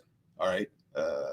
They're certainly a team that's they're not when you have the quarterback on the rookie deal where you're not paying the QB, you have money to pay elsewhere. And when you have that opportunity to sign veterans, that's exactly what Washington did. That being said, when you look at what happened to Washington last year, they were a team that absolutely feasted on the week all regular season. Now, not in the postseason. The postseason, they were good enough to beat teams. And they sound supremely confident when you talk about this squad and read the quotes coming out of Washington. They're a team that expects to win this year, but obviously their expectations now where they weren't a year ago. And certainly the Commanders' schedule in 2025 is significantly more difficult than it was in 2024. My powering number for the game is Washington -6. The Giants had a strong preseason, 3-0 against the spread, scored 30+ in every game. Washington got annihilated in every game in the preseason, 0-3 against the spread, non-competitive. That said, Dan Quinn didn't care, and the Giants had a quarterback rotation that any preseason team would love to have, and they all got playing time. Now, there were some 7.5s at the open in this ballgame. So it explains why, the preseason stuff. This line has moved because of the preseason, where the Giants look good and Washington didn't. And now we've seen it from 7.5 as low as 5.5 in some spots. And the 7.5s were gone by the end of May. Let's not overstate them. But 6.5 all summer, now 6. Now the leading indicator book's down to 5.5. Divisional games, we expect dog money. We expect under money. Total 46.5 all summer. Then 46. Now we're looking at 45.5 for this ball game at a lot of books. So we've seen dog money and under money, which is what we expect in these games. Russell Wilson played in August. Jaden Daniels did see some action in week 2 against the Bengals. That being said, he didn't throw a pass. Instead, he dropped back and then ended up scrambling for a touchdown. So that's one of those rare situations where, do we count that as Jaden Daniels playing? Yes, we do, even though he didn't throw a pass in his very limited time on the field in August. All right, Teddy, let everybody know what you've got up over at WagerTalk.com. You already mentioned we did some videos in June and July. If you guys want to go back on the WagerTalk YouTube channel, check those out. You guys can see all of the reports that Teddy did at WagerTalk.com as well. Teddy, you have absolutely crushed those. Kind of break those down for everybody to let them know if they're looking to purchase, what they can expect. So week 1, over the last 10 years, I have 30 wins and 11 losses for the clients. I'm not putting out a ton of plays, an average of 4 per year, but I've hit close to 3 out of 4 of them, 73% over the last 10 years. I like week 1. Obviously, we do our work over the summer. We pay attention to lines. I already have, I think, 3 plays posted. I'm waiting on the big one because I'm waiting for a number, and we haven't gotten it yet. And if we don't get it, I'm not going to play it large. But I expect to have at least one more this week. So take advantage. The NFL win report. We put out part 2. last week. It was just a single ad, but it was one that at the end of the preseason and post cuts, it made a ton of sense that the number wasn't where it should be. I'm pretty confident that play. We'll talk about that team in just a minute or two. But that's available on my page. 103-52. That's a 24-year track record. 17-4 with the 5% big tickets. I take this stuff seriously. I live and breathe and die NFL for the next 5 months. So check it out. WT.buzz/TC. And we got great packages, great offers if you want to get on board. I always encourage people, don't buy a play, buy a package. Let's partner up and let's see what we can do this football season. I'm expecting to make us some money starting right here in week 1. All right, Teddy, Cleveland just looks abysmal. Cincinnati, a 5.5-point road favorite, and 4.5 here in Florida at the Hard Rock. That's a little perplexing. 48 is the highest total on the odds logic screen. We're pretty much painted 47.5 here across the board. Talk to me about these types of lines. I always love looking at that home underdog plus 5.5. It's just the fish. I swear this is the fishiest line in the NFL. People think I'm crazy. Maybe I should ask Ralph to pull the long-term data for me, but I'm going to be on the Browns. Week 1. Tell me I'm crazy. Okay, you're crazy. Okay, good. And I'll tell you why you're crazy. All right, you're cray-cray. Divisional game. So let's start with this. My powering number, and I'm not enamored with Cincinnati in particular. My powering number of the game is still 6.5 for the Bengals over the Browns. I'll tell you why this line is low and why it's misleading. All right.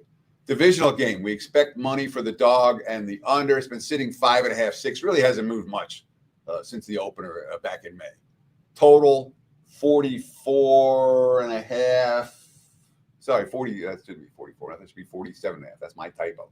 47.5. There's been a slow, steady flow of over money. The markets don't trust this Cincinnati defense. They got gashed in the preseason. They were bad last year. But this is what the markets are missing in terms of Cincinnati's defense. Every quote coming out of the Bengals camp was, we're not showing anything from our brand new defense. We're bringing out Golden from Notre Dame. Notre Dame's defense wasn't as good yesterday. Did you notice? Bringing out Golden, and they didn't do anything in August. They didn't show anything, but basic vanilla coverages. So everyone's saying it's the same Bengals defense as last year, the same Bengals defense as last year. I don't think it is, but they looked and they got gashed in August.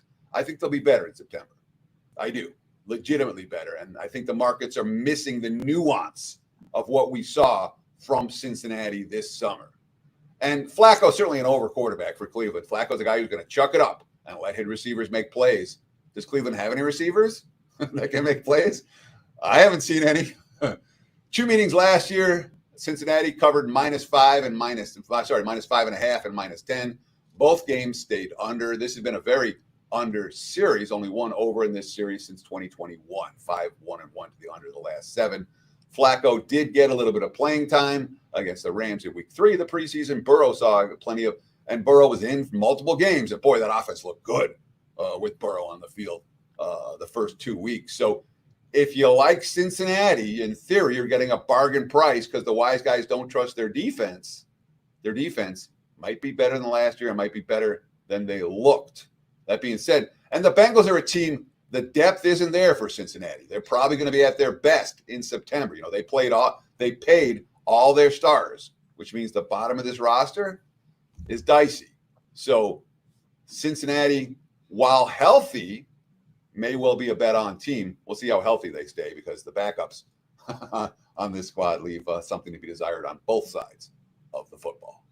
I just wanted to take a moment to thank all of you guys for hanging out with us here on Labor Day Monday. Teddy and I are going to be here every single Monday. Almost 2,000 people watching on MyX, almost 1,000 on WagerTalk, and almost 1,000 live on the YouTube channel. So shout out to all of you guys. Jump in, join the comment section. It's rowdy already. Teddy's scolding me. People are appalled the fact that Teddy would scold me. Guys, I deserve to be scolded a lot after my college football picks this weekend. That being said, Teddy, let's get right back into some more NFL.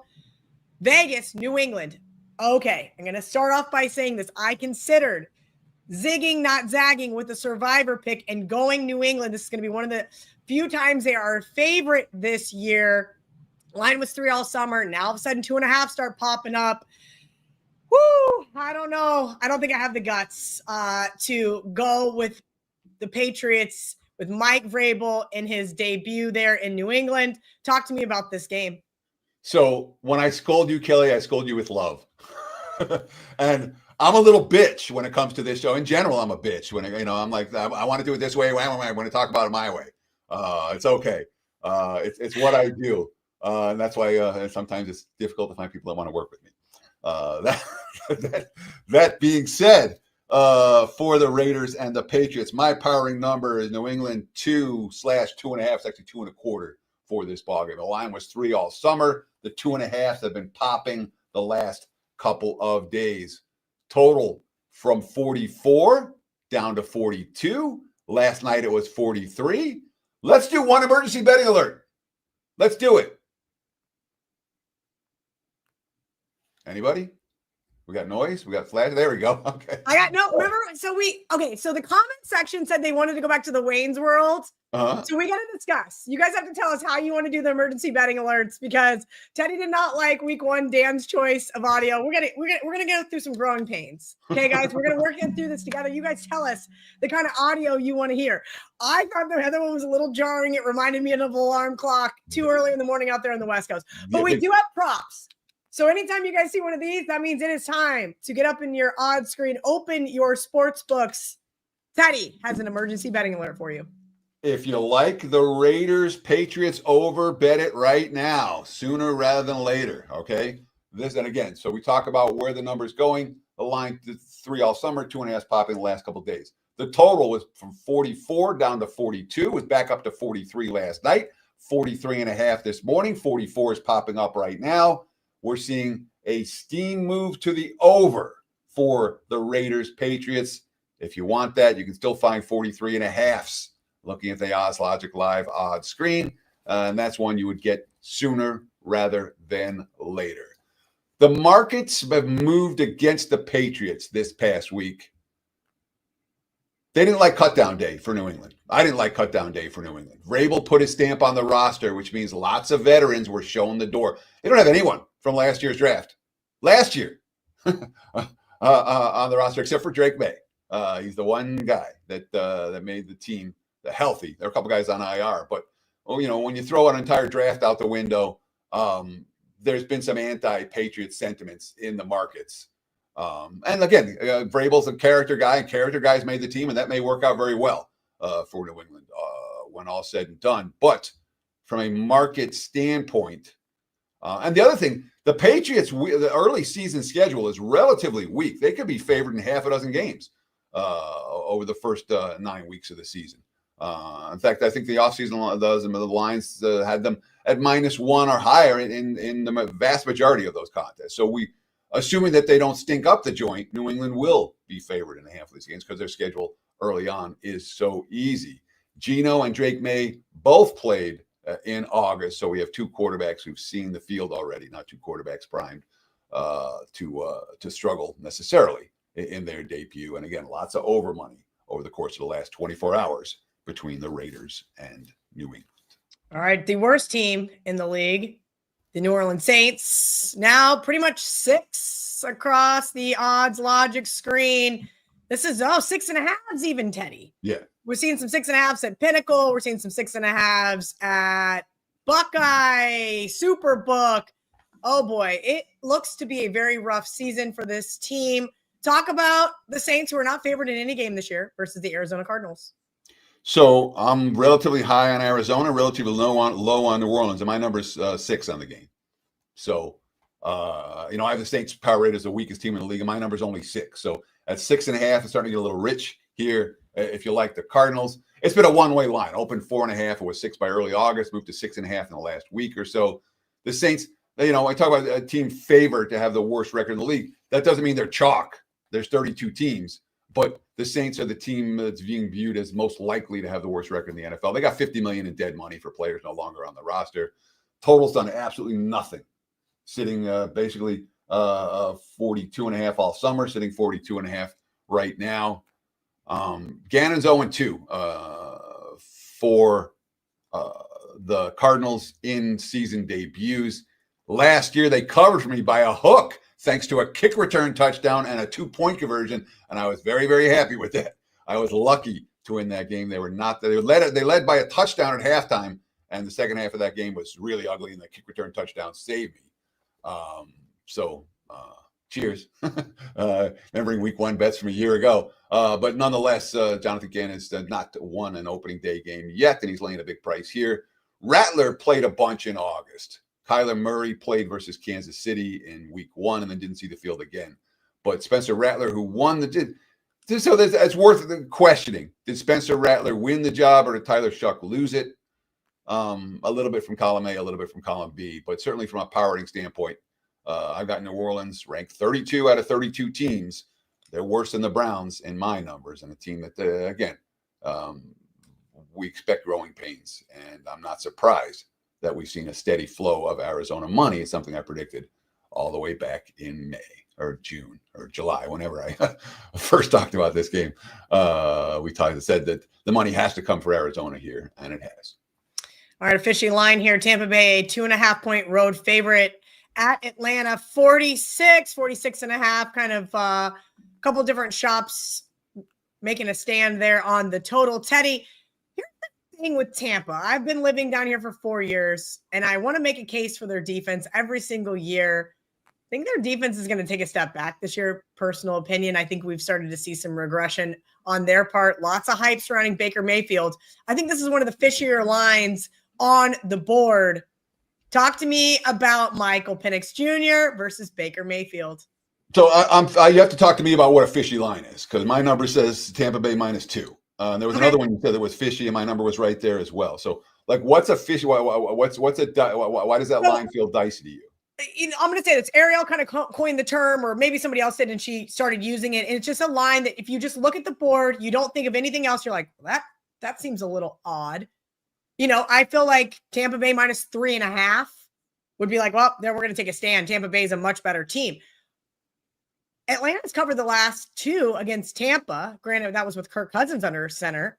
What are we expecting to see from Michael Penix Jr. here that we didn't see from Kirk Cousins? So Michael Penix Jr. was pretty darn good. Michael Penix Jr. was good enough to get Kalen DeBoer the Alabama job. There you go. All right. Like legit. That's how good he was. I'll just leave it at that. And again, my priority rating number here is 2, Tampa -2. Divisional home dog. We expect money for the dog and the under. Atlanta 2, as you mentioned, 2-0 straight up, 2-0 straight up and ATS against Tampa last year. One was in overtime. The other one came by 5 points. Cousins was at quarterback both times. This line was as low as -1 over the summer. Started 2.5 and is basically sitting 2.5 today.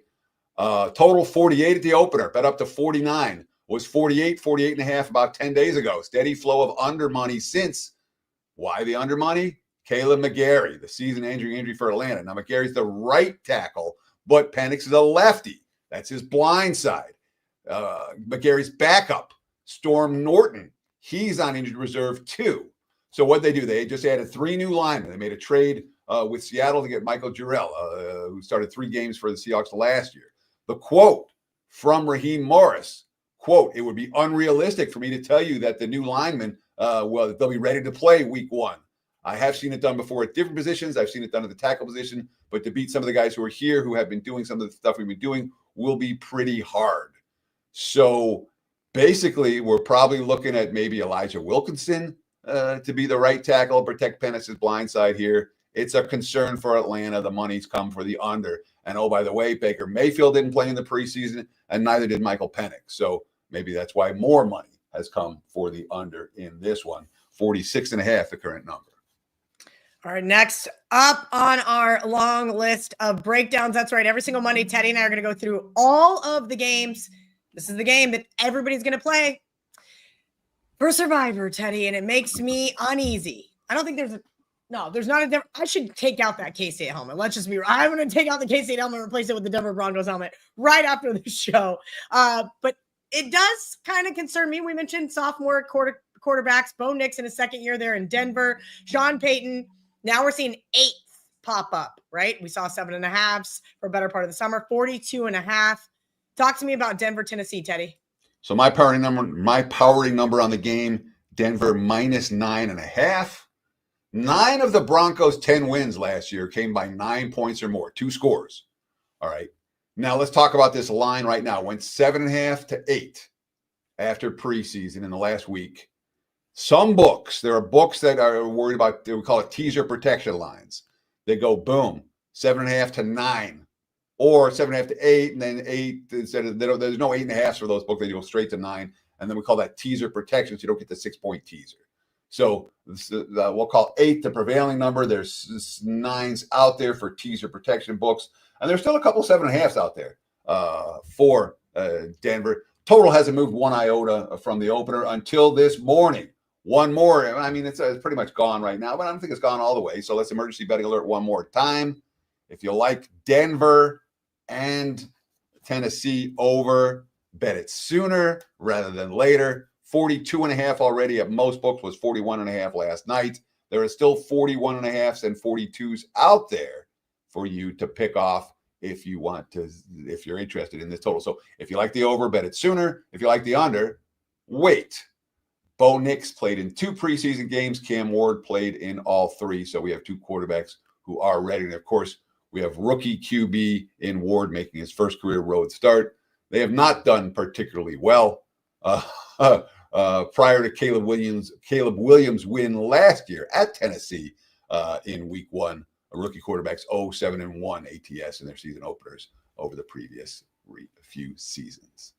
More divisional home dogs, more under money. We got San Francisco here, -2. There are a couple 2.5s for the Niners. Seattle, total 44.5 pretty much across the board here, Teddy. God, there's so many great teaser spots, and I wrote it down. No teasers week 1. No teasers week 1. I need to show some discipline because there are so many juicy spots. Talk to me about the Niners, who was my Super Bowl pick at 20-1 on the road in Seattle. So my powering number for the game is San Fran -1.5. The market's a little bit higher than that. Divisional dome dog, so we in theory expect money for the dog and the under. Last year, both teams won on the road in this series. San Fran opened 1.5, was 2.5 since the beginning of August before preseason. Some books are down to -2 in the last day or two. The 49ers injury report is not pretty, and particularly at wide receiver. Their injury report is ugly as it gets. It's going to be Ricky Pearsall and who for Brock Purdy to throw to. Brandon Ayuk's hook and Juwan Jennings' hook is hurt, and there could be issues at receiver in this game for San Fran. Total 46 in May, 45 in June and July, down to 44 this past week. There are, again, lots of concerns about the 49ers wide receiver injuries. And Purdy played in preseason, so did Sam Darnold. Best preseason of any rookie that no one's talking about is the Seattle's wide receiver Torrey Horton out of Colorado State. He was a 5th rounder because he was hurt last year. The guy was an absolute sensation in camp and was an absolute difference maker on the field for Seattle. Watch out for Torrey Horton if you want some deep sleepers for your fantasy team or some overs in week 1. All right, we're going to go right into Detroit at Green Bay. Green Bay now a 2.5-point favorite, total 47.5. Teddy, over the summer, this one was a pick-em. Micah Parsons now for the Green Bay defense. How much of an impact do you think he's going to make here week 1? I'll take the under on his impact. Okay. My powering number is Green Bay -1. I think the markets have overreacted a little bit, and you talked about it. Pick out there at the open. It was Green Bay -1.5 all summer, then -2s, now -2.5s. Total from 49 down to 47 just in the last week after the Micah Parsons deal. You have 2 new coordinators in Detroit. Obviously, Aaron Glenn and Ben Johnson now head coaches. At one point, Detroit had lost 24 straight in Lambeau. That ended in 2015. They're 6-1 straight up the last 7 against the Packers. Only lost at home on Thanksgiving at -8. Last year, 34-31 and 24-14 Detroit. Lions had 4 preseason games. Jared Goff didn't take a snap. Jordan Love completed 1 pass in week 1, didn't take another snap, had surgery on his non-throwing hand, was a limited participant in practice. It looks like he's going to have to wear a brace. Quote, it'll be some weeks having to brace it up. This is Love's quote. Some weeks having to brace it up and just keep it protected. It's one of those things. We'll play it by ear as they start getting into games, seeing how it feels as you get back to live contact. But there will be some time having the brace. Still, his quote is not as big a deal as you guys think it might be. So Jordan Love has gone through surgery. Jared Goff didn't take a snap. And we have an impact defensive player for Green Bay who may not play a ton of snaps in this ballgame, but if he has one impactful one, that could affect the total. As I mentioned, we've seen lots of under money over the course of the last week or two. All right, Teddy, Rams down to 2.5 here across the board, total 44. Biggest question mark for me is how healthy is Matthew Stafford? Yeah, that's a good question. My powering number for this one, Rams -1.5. So I'm a little bit lower than the markets. There were -3s at the open. It was -2.5 as soon as Stafford reported, or as soon as training camps opened and Stafford couldn't play with his bad back late July, early August. Really hasn't moved since then in the markets. I'm not convinced it's going to go to 3. There's a chance it could go back up to 3. If you like LA, I would buy them now. You can even find 2s out there if you shop around.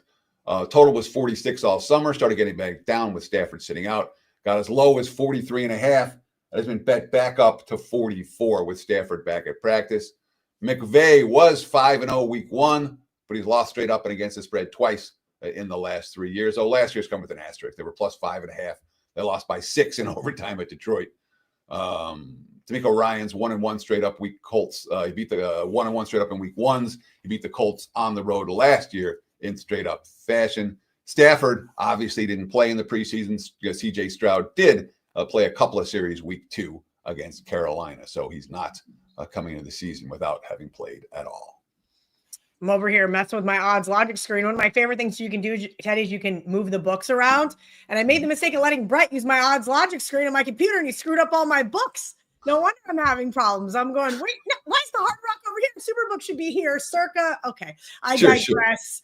I digress. AFC potential preview, Baltimore, Buffalo. Pick them at both Superbook and Circa. Pinnacles, Baltimore -1. Hard Rock, Buffalo -1. 50.5 is the total. So my powering number is Buffalo -1 for this ball game. And let's do one last. I didn't know if we'd have a bunch of emergency betting alerts. We have a couple, and they're all to do with totals. Let's emergency betting alert this total right here, right now. Doodly-oop, doodly-oop, doodly-oop. I'm telling you, we're bringing it back next week. I already messaged him on Slack. When Dan's back, he has to bring back the Wayne's World music. The comment section has spoken. I love it. I'm on. That was my. That was the first thing that came to mind the very first time we did it. I'm like and I'm like, all right, that works for me. And Wayne's World, even the movie hasn't really held up, but the cultural reference still has. I would agree with that. Yeah. So anyhow, my number is Buffalo -1. Power ratings wise, this total, however, is worth talking right now. Highest total on the board. This is the highest total on the board. It was 52.5 last week. It was 51.5 last night.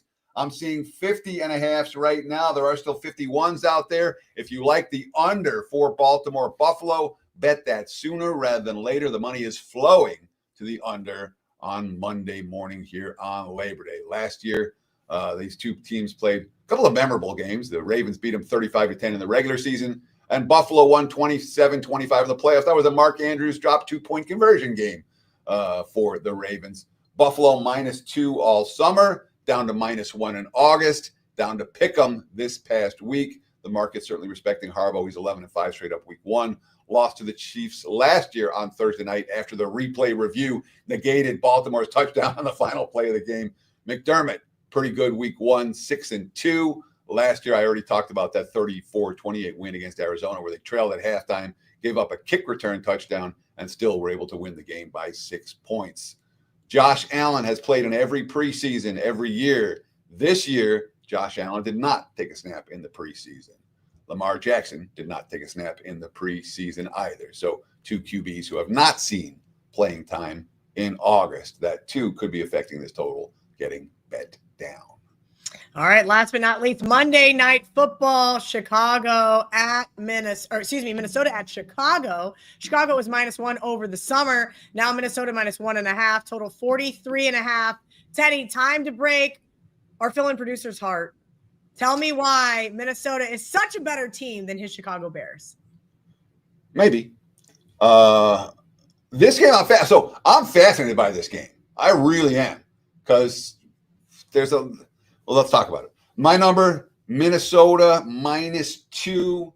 The markets are 1.5 right now. And what's the number done? It opened, Chicago opened -1, got bet down to pick 'em in July. It's been Minnesota -2 most of August. And that's, there's 1.5s out there right now. So we've seen a little bit of Bears money. Total open 45, got bet as low as 43. Now I'm seeing 43.5s out there. So didn't get any lower than 43. Minnesota has pretty much dominated this series, 7-1 straight up the last 8 meetings since 2020. The only Bears win was, that was an ugly game, 12-10. They win last year, 2 meetings. Minnesota won them both, 30-27 in overtime and 30-12. So their offense worked in both those contests. So J.J. McCarthy is not a rookie, but this is a rookie quarterback on the road laying points in week 1. McCarthy's a rookie quarterback in my world. It's not going to show that way in databases, but obviously he's a QB who's never had an NFL start before. He played a couple series in the preseason opener against Houston in week 1 of the preseason. That was it. Caleb Williams played twice, and the offense looked pretty good with him, certainly the second time with him on the field. Ben Johnson coming in with enormous expectations in Chicago. And again, if you're laying with Minnesota and telling everyone that Minnesota is way better than the Bears, maybe they are. Not a quarterback, not week 1. That may be a concern. All right, guys, we have a few minutes left before we got to get out of here so that Wager Talk today can get started. Teddy covers. Anything you'd like to leave us with before we get out of here? It's week 1. Don't lose your bankroll. That's the most important thing for recreational bettors to consider is bankroll preservation. All right. You want to be in action. So if that means you have $100 to bet less, bet $10 a game. Give yourself something to play for next, because Okay, for reference, Eddie, how many games do you have premium plays up for this weekend at WagerTalk? Right now I have 3. I expect to have at least 1 more, and I may have 2 more. Okay. So it's not, but that's my standard volume. I'll go in an NFL usually between 3 and 5 plays a week. And that's pretty consistent. There are weeks that I just can't find 3. There are weeks that I like 6, but in general, 3, 4, 5 plays is what a week is what I'm going to release for the clients. That's what I'm going to bet myself. I give you guys what I bet. That's still available. If I bet something that's not available anymore, then you guys don't get it. But otherwise, or I hope that the line moves and you can get it again or something. But in general, you'll get just about everything that I play personally. But week 1, people tend to go nuts. And week 1 is the week where we literally have the least information we're going to have all year about these teams. We've seen a little bit of preseason and we've read a whole lot, but we haven't seen them on the field in anything resembling a meaningful game against anything resembling a defense that's coming to play. So there's a learning curve here. Week 1, I have a really good track record in week 1, 30-11 the last 10 years, but that's because I'm not peppering the board and I'm really trying to pay attention to what teams actually are better and what teams aren't. But I would say if I'm going to give one piece of advice for week 1 is keep your unit sizes reasonable. Don't blow your bankroll. Love that. Number 1. Great advice from the man himself, Teddy Covers. Guys, if you missed the divisional previews that we did last week, and go to the WagerTalk YouTube channel, check those out. Still plenty of time to watch those. If you guys are looking for more extensive breakdowns in terms of regular season wins, so you can make some of those futures bets, those are up on the WagerTalk YouTube channel now as well. Just type in opening line report in your search bar. Go back and check all of those out. Teddy, one last piece of advice in terms of what your season win report contains. I know there's part 1 as well as part 2. Yeah, and look, I've got it's got I think 6 plays total now in the season win report. And the beauty of that season win report is that you get the info to go along with the plays, because it's info you can use all year long. I don't expect I'm going to go 6-0. So when I'm wrong about one of these teams, I like to make money betting against, betting on me being wrong. And the teams are going to pay attention to all year. We're going to see stuff early. And if I was wrong about one of them, we'll come back the other way and make money with them on a game-by-game basis. So obviously it's something I put a lot of time into over the summer. You can go back and look at, we did divisional breakdowns. We've got team by team breakdowns. We've done it multiple times over the summer. We did it early and we did it again late last week. So there's lots of great content on the WagerTalk YouTube channel. If you haven't done so, subscribe. What do we have? 210,000+ of you. Yeah, almost 215. And of course, I only ask one thing. If you like the video, hit the like button. That's all we ask. Thank you. Comment below, because I'll tell you what, Kelly's going to be in the comments this week. I'm going to be in the comments this week. We'll respond to every single comment you put out there. So we appreciate the comments very much. But the only thing I ask from you is the like button. Makes all the difference. Cheers. That's all. All right. Teddy, we'll see you next Monday morning and every single Monday morning until the Monday after the Super Bowl. Guys, this has been the opening line report. Like Teddy said, give us that like, hit that subscribe button so you never miss another episode. Cheers to everybody for week 1, and we'll see you next week.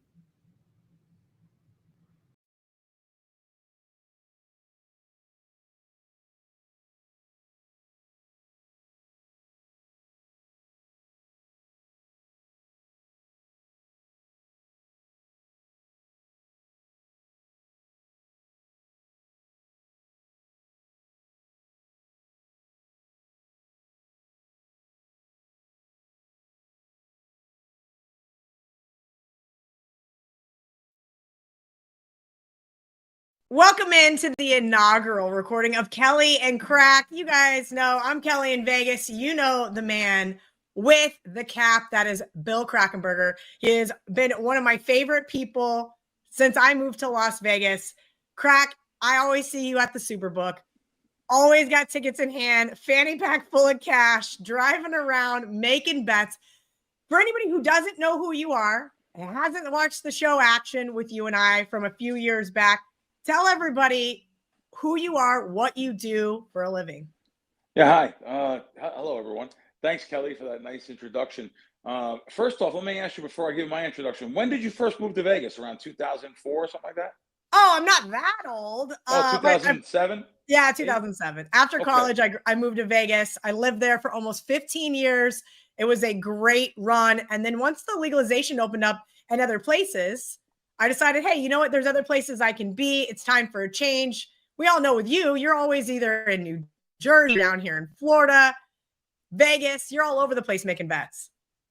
Well, yeah. So I am a professional gambler, of course. I started making bets around 30 years ago with some of the original first offshore sports books. There was a place called Rick's. There was a place in literally Margarita Island and Costa Rica. They didn't even start yet. I was making deposits and, being a little wise guy, trying to middle and scalp. And that's what I did. I middled and scalped, got bonuses from casinos and sports books, and eventually was able to quit my jobs. I worked very many jobs. Oh, my God. No one has worked. Kel, I bet you didn't even know how many jobs I've had. And in my lifetime, I've done everything from when I was a little kid, working on the boardwalks in Jersey Shore, working in arcades, I worked in a car wash when I was 15 years old. I always hustled, always made money. I was in cemetery sales. That's right, cemetery sales. You probably didn't even know. And I met someone in Atlantic City that changed my life at the old Golden Nugget, not the one that's there now, the old one that on the water there. And he changed my life, literally. And he showed me positive gambling, middling and scalping, sending money to different sports books, making money. And listen, I wouldn't have it any other way, but yet you'll be surprised to know here in 2025, I wouldn't recommend it for kids. If I had a child, I wouldn't recommend sports betting for him. It's that much harder now than it was when I first was in here. When I first, we had, me and my partner, Frank, we did our own power ratings, our own power rankings. The internet was just coming out. It was talked about. So we made a lot of money doing that. But however, through those connections and through the internet opening, I was writing for a site called the RX.com. I started writing for a guy named Ken Weitzner, who's now since passed. And that opened doors, opened avenues. It opened avenues with Billy Walters. I could say it now. Ken introduced me to Billy.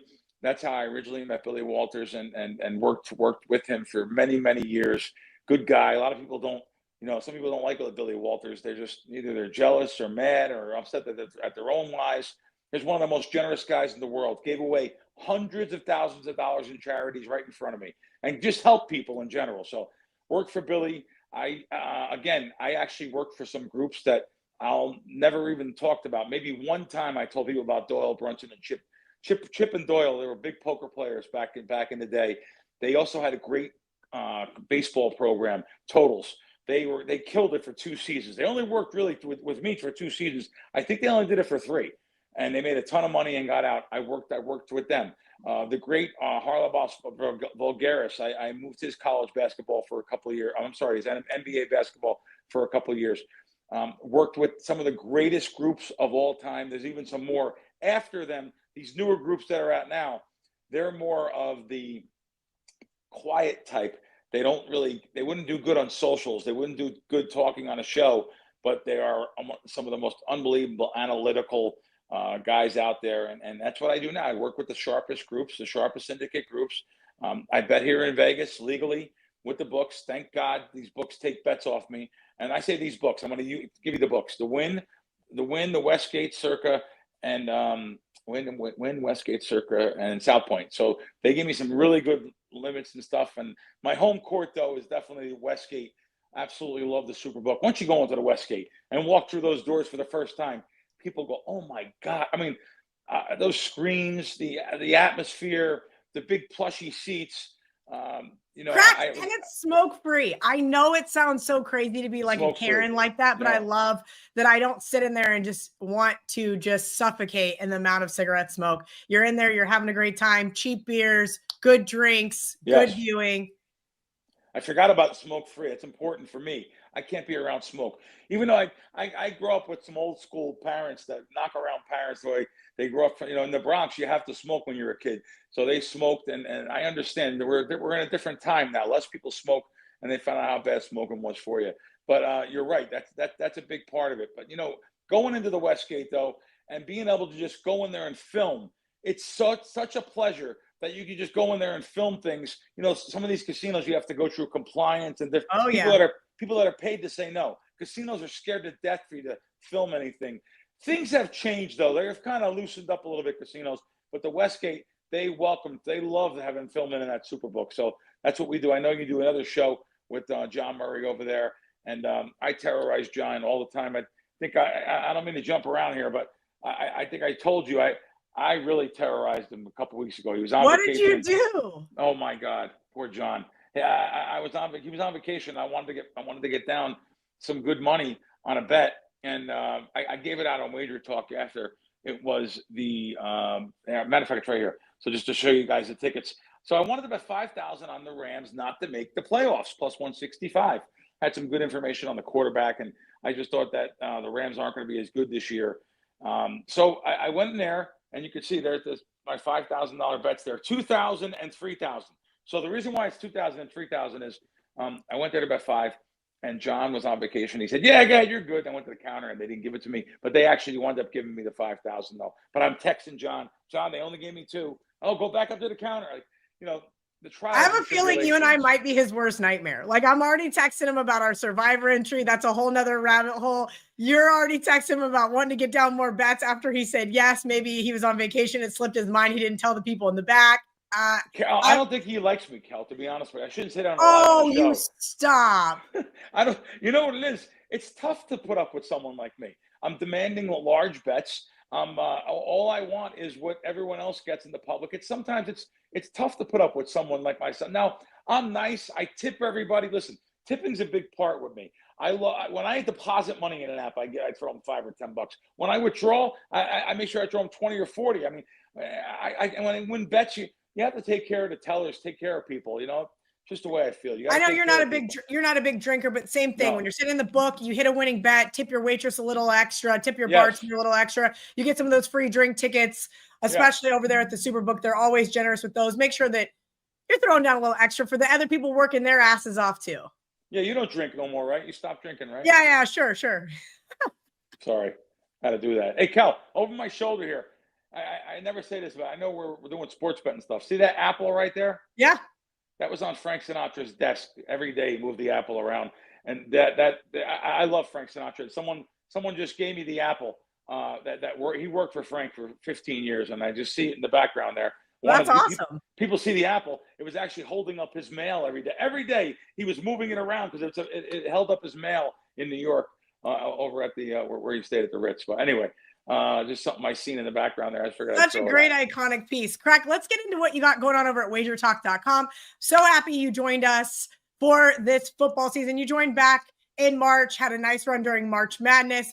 We got through baseball season. It was a rough one for me, but now we're in the NFL season. Right now you have 7 NFL futures up at WagerTalk.com. You just mentioned Rams not to make the playoffs plus 165, which I'm with you here. I think the rest of the NFC West is going to take a step forward. I personally bet the 49ers 20-1 to win the Super Bowl. But you have another bet that I want to talk about up there for premium clients, wt.buzz/crackman. If you guys want to go to his Wager Talk page, Bears under 8.5 wins. Now, you do a show called WiseKracks at the Westgate every single Thursday. Your producer is John Hoagland, who also is my producer on the Kelly and Murray show. He's a huge Bears fan. He thinks that I am a Bears hater. Caleb Williams, second year.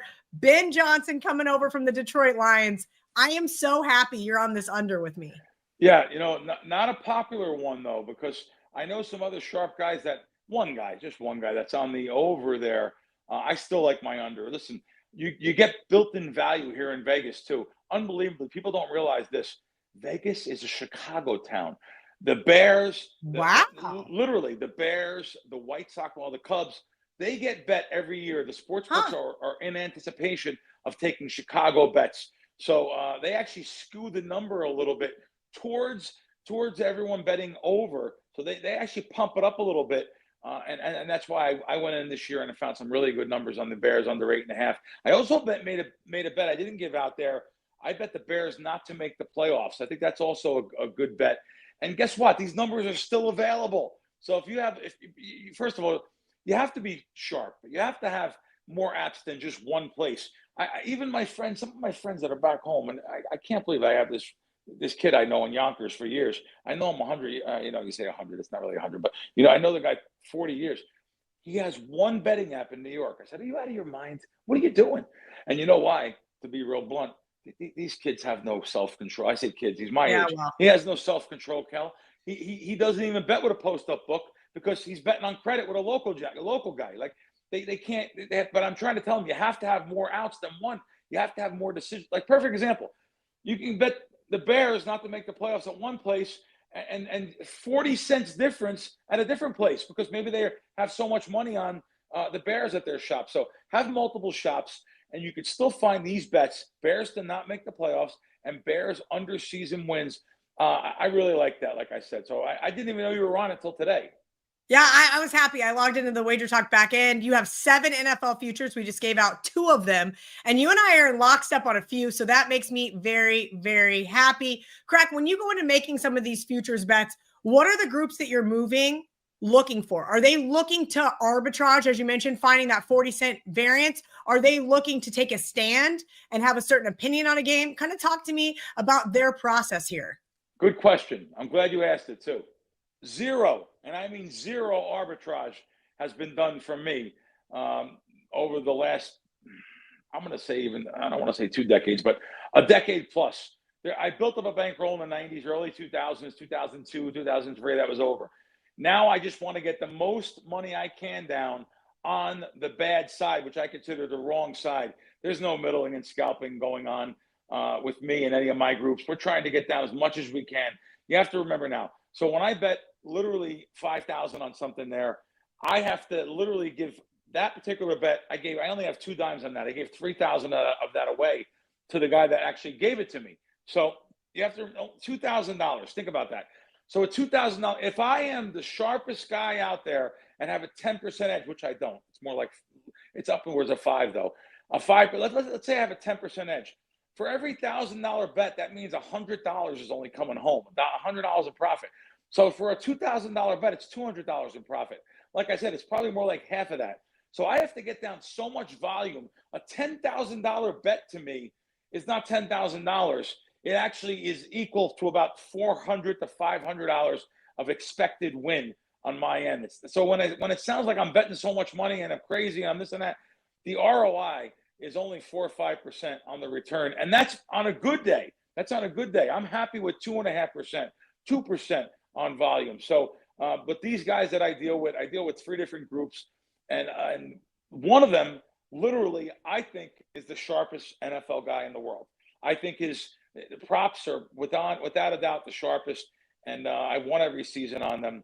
And him himself, that's all he does. It's all he does all day long is sit by the computer and look at different things. He's a reader too, so he goes by almost like the old school everyone's newspaper from their hometown. Well, now it's really the beat reporters from their home team. But you have to know the right beat reporters to get. You don't just get generic beat reporters who talks about multiple teams.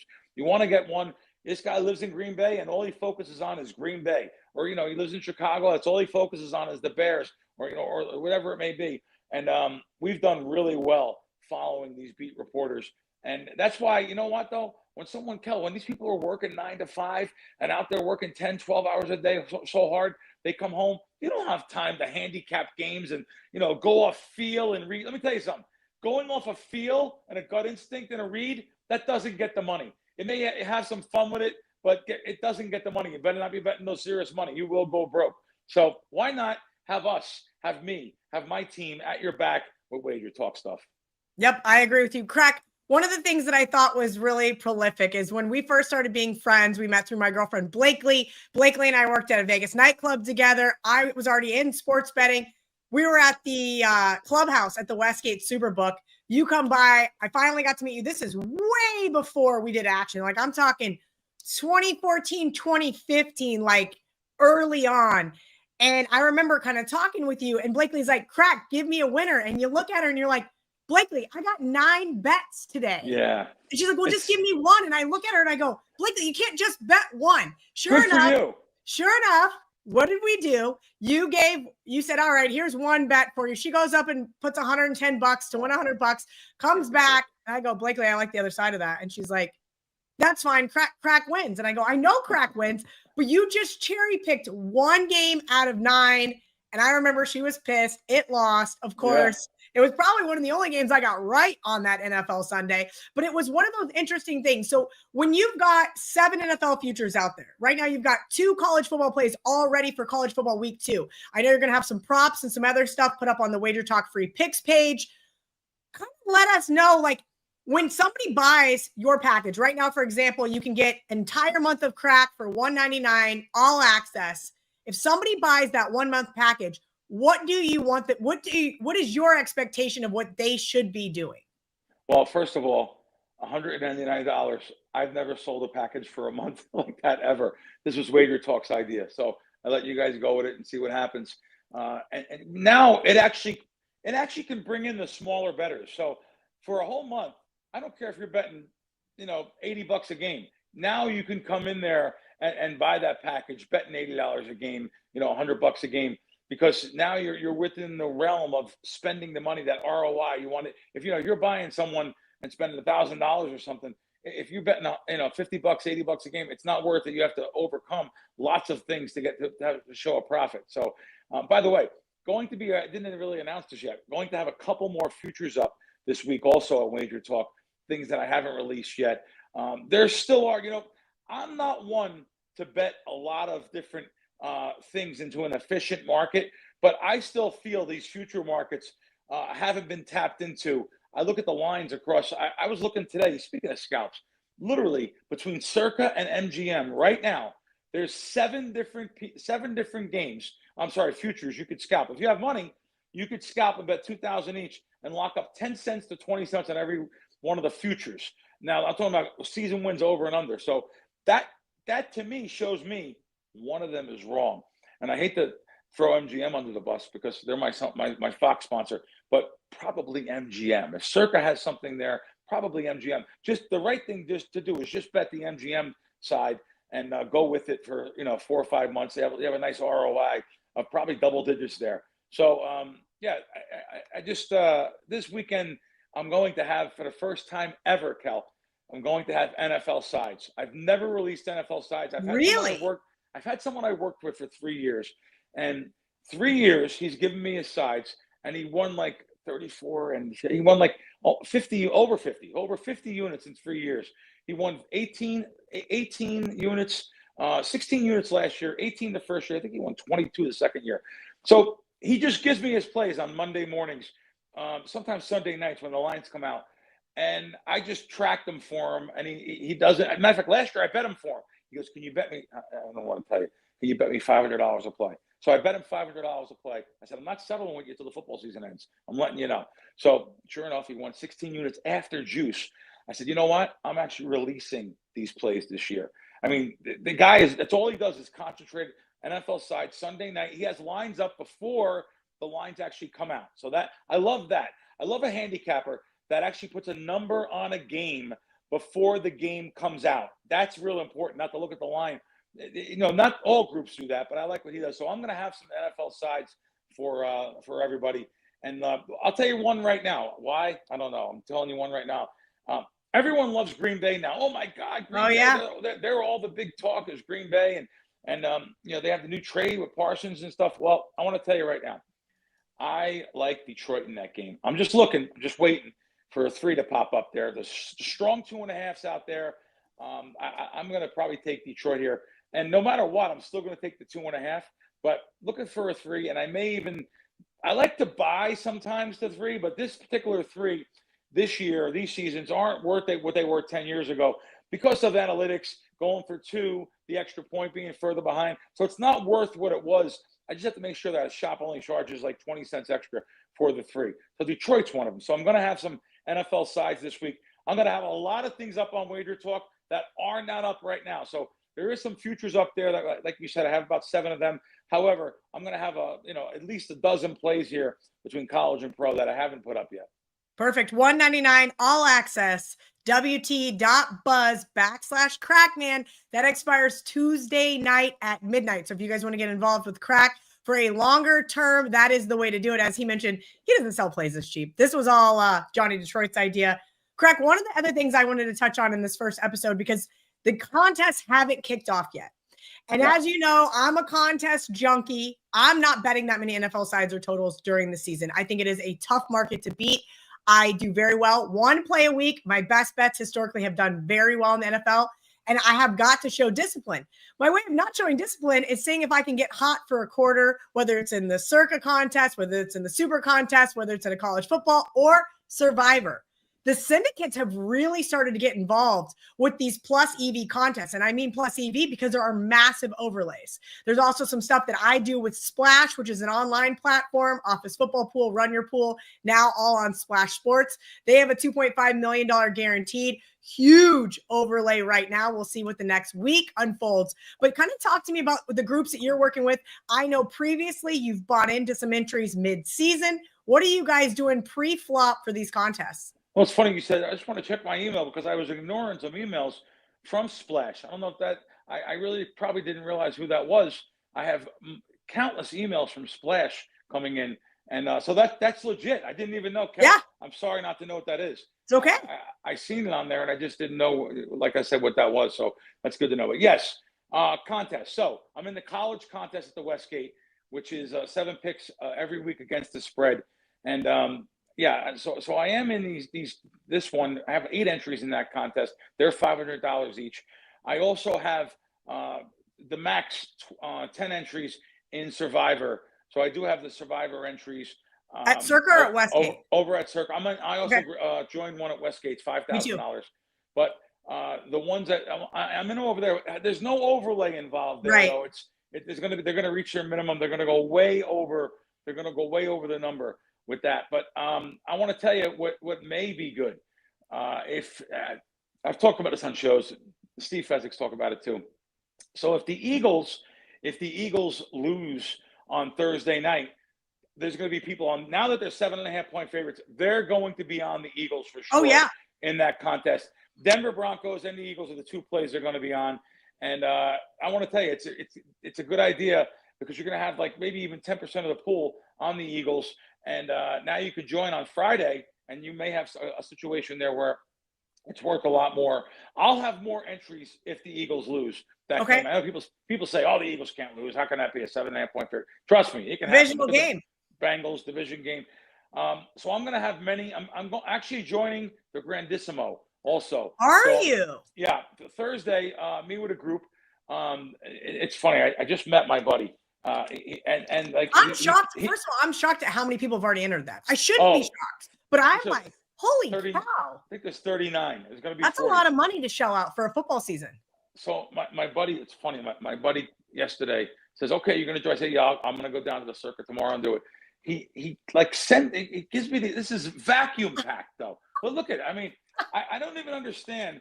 Look how small this little vacuum packed seal of $10,000 ticket. Yeah. And this is what this is the best way. I always say it's the best way to carry 10,000. Oh my God. But yeah, so he has 30% of the pool. He hands me this, and I'm like, how do I gotta crack this thing open? Yeah, you want to get some sharp scissors. Yeah, I do have two other partners, so we're going in to the to the Grandissimo. So it should be fun. Looking forward to it.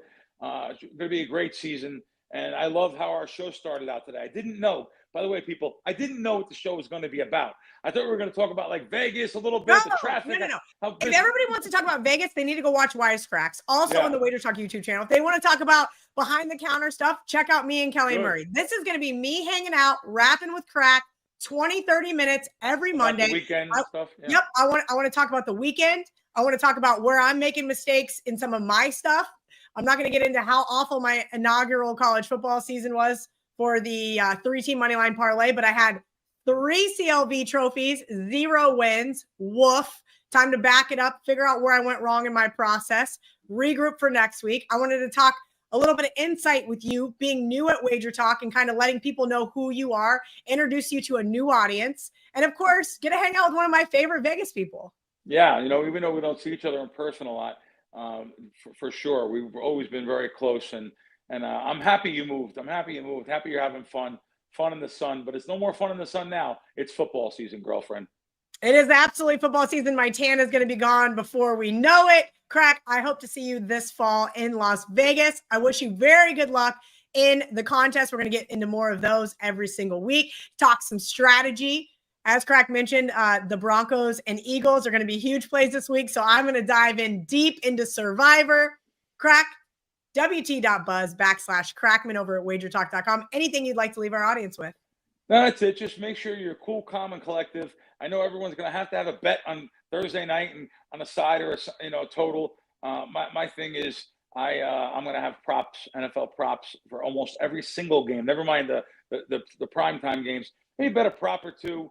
Follow us there. You don't have to bet live and go crazy into betting double the juice, and you start. It's classic gambling. Yeah, you're firing on live wagering, which is one of the most biggest. It's literally the cult now behind everyone. I seen a big thing on responsible gambling. An article came out how everyone is live betting. So you don't have to do that. There's plenty of more game. There's plenty of days, for you to bet. You don't have to fire on Thursday night's game or Friday night's game. So just keep your bankroll management under control. And that's something I want to also tell the people. Thanks, Cal. This is fun. I look forward to it every week. Thanks, Crack. We'll see you next week.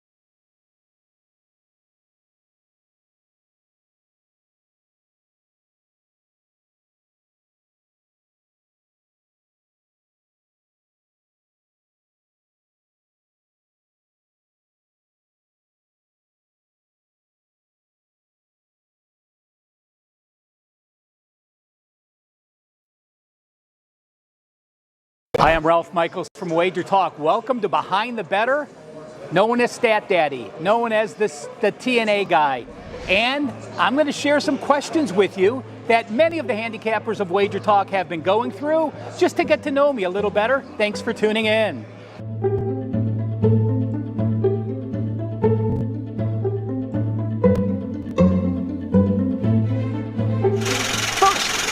What is my all-time favorite sports book? Well, I can tell you this. Coming to Vegas in the 80s and 90s, my first Super Bowl bet ever was Imperial Palace. What they did and what he did moving from Imperial Palace here to the Westgate Superbook, a great job. I remember being overwhelmed with the sports book at Imperial Palace. So my number one go-to, favorite all-time sports book, the IP. What was my first job in the sports betting industry? Well, I can tell you this. Lived in Cleveland. When I was 16, I started working at Pizza Hut. I met Brian at that point. He was betting sports. He got me into betting sports. He started a basketball service, and he was a friend of Phil Steele's, who had North Coast Sports and the Power Sweep. Phil wanted people to start selling picks on the site, non-football picks. I had just moved back from California, hence California Sports started in about 1984 was my first season of being California Sports. Is there a specific NFL season that comes to mind? Which was it? It was 2022 for me, and it's been a great 3-year stretch in the NFL. And what I did, as the sports books became legal in other states and we had many more betting options, I started finding unique ways to have value in the NFL. Not only using teasers, but using first quarters, first halves, team totals, all the extra options available to us has made it a great 3-year run in the NFL. 2022, though, my best season by far, 64.6% on the year. Best advice for sports bettors? There's a lot of advice, but to me, it's simple. Just be consistent.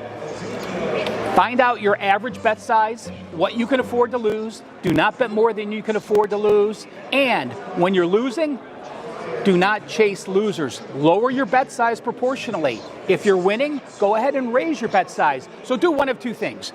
Make all the bets the same size, and figure exactly how much you're going to bet for each sized wager, and then have a profitable season throughout the year. College football Saturdays or NFL Sundays, it's easy for me. I'm a college football guy at heart first. I love college football starting first thing in the morning, going to midnight. Games on all day long and extra value. Plus, with 130 teams, you can find some value from some of those smaller conferences. If you could bet one sport for the rest of your life, what would it be? Well, that's changed actually. I used to be known for college basketball, but since the transfer portal, I can tell you, I've had some very mediocre years the past couple years. So it is college football for me. It's still my number one go-to. I love reading the newspapers. I love reading coaches' quotes. I follow the players very closely. And when you're looking at college football, the important thing to remember is cluster injuries in college football, much more important than in the NFL, where the backups, there can be a big drop. So college football for me. What's the best sporting event you ever attended? Well, I used to manage Phil Steele Publications, the magazine Phil Steele College Football Preview, as well as Power Sweep and North Coast Sports. And when I was managing Phil Steele Publications, I actually was credentialed as a media person to go in the press box. So it was Oregon against Ohio State for the national championship in Dallas, sat in the press box, rooted on the Buckeyes against Marcus Mariota and the Oregon Ducks, and I was able to share that time with my son.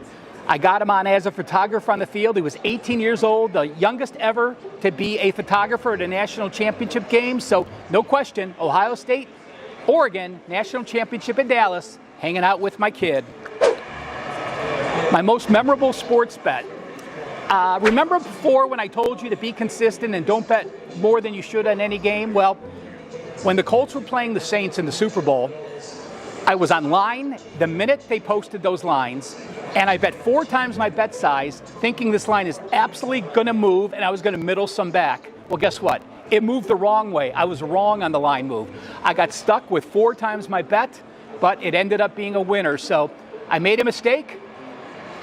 We're all going to make mistakes. You just have to learn from them. This one turned out to be fortunate. Who would be on my Mount Rushmore of people in sports betting? Well, again, I've been very fortunate to talk to Billy Walters several times. We've gone out to dinner. To me, he is the pinnacle of setting the bar on what a successful sports bettor can do, the way he manipulates the market. To me, he's number one. Roxy, again, I'd never met Roxy, but as far as learning what he's done, has to be on the list. And I'm going to go contemporary for two guys. You know, Jim Feist used to, as big as anyone in the industry, but what I appreciate from Jim is that the way he started the pro line on TV, the way he brought sports betting into the mainstream, and then my fourth person on my Mount Rushmore and a good friend, may he rest in peace, Dave Koken.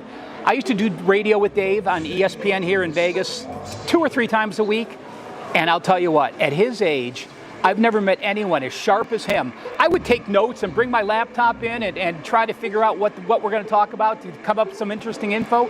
Dave, off the top of his head, never brought in a note, never brought in a laptop, knew every team, every player, every situation, a remarkable mind. We miss you, Dave, very much, but you are on my Mount Rushmore of sports betting.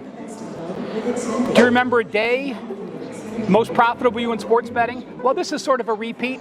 It's that Super Bowl game I told you, the Colts and the Saints. So to me, again, it was a mistake.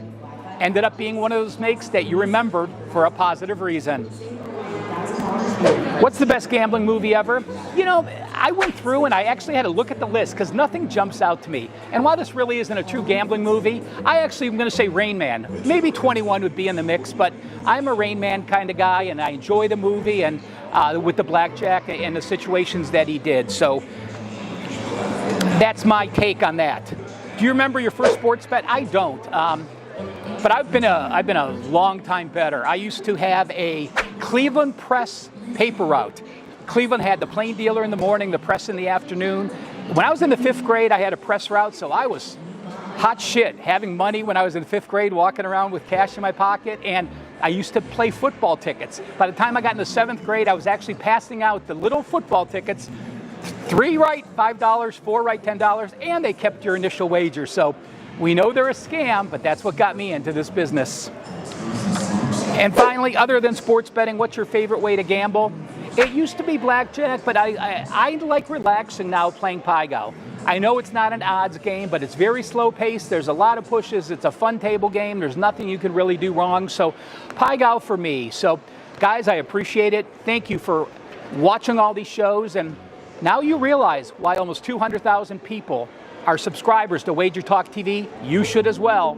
Thanks for tuning in.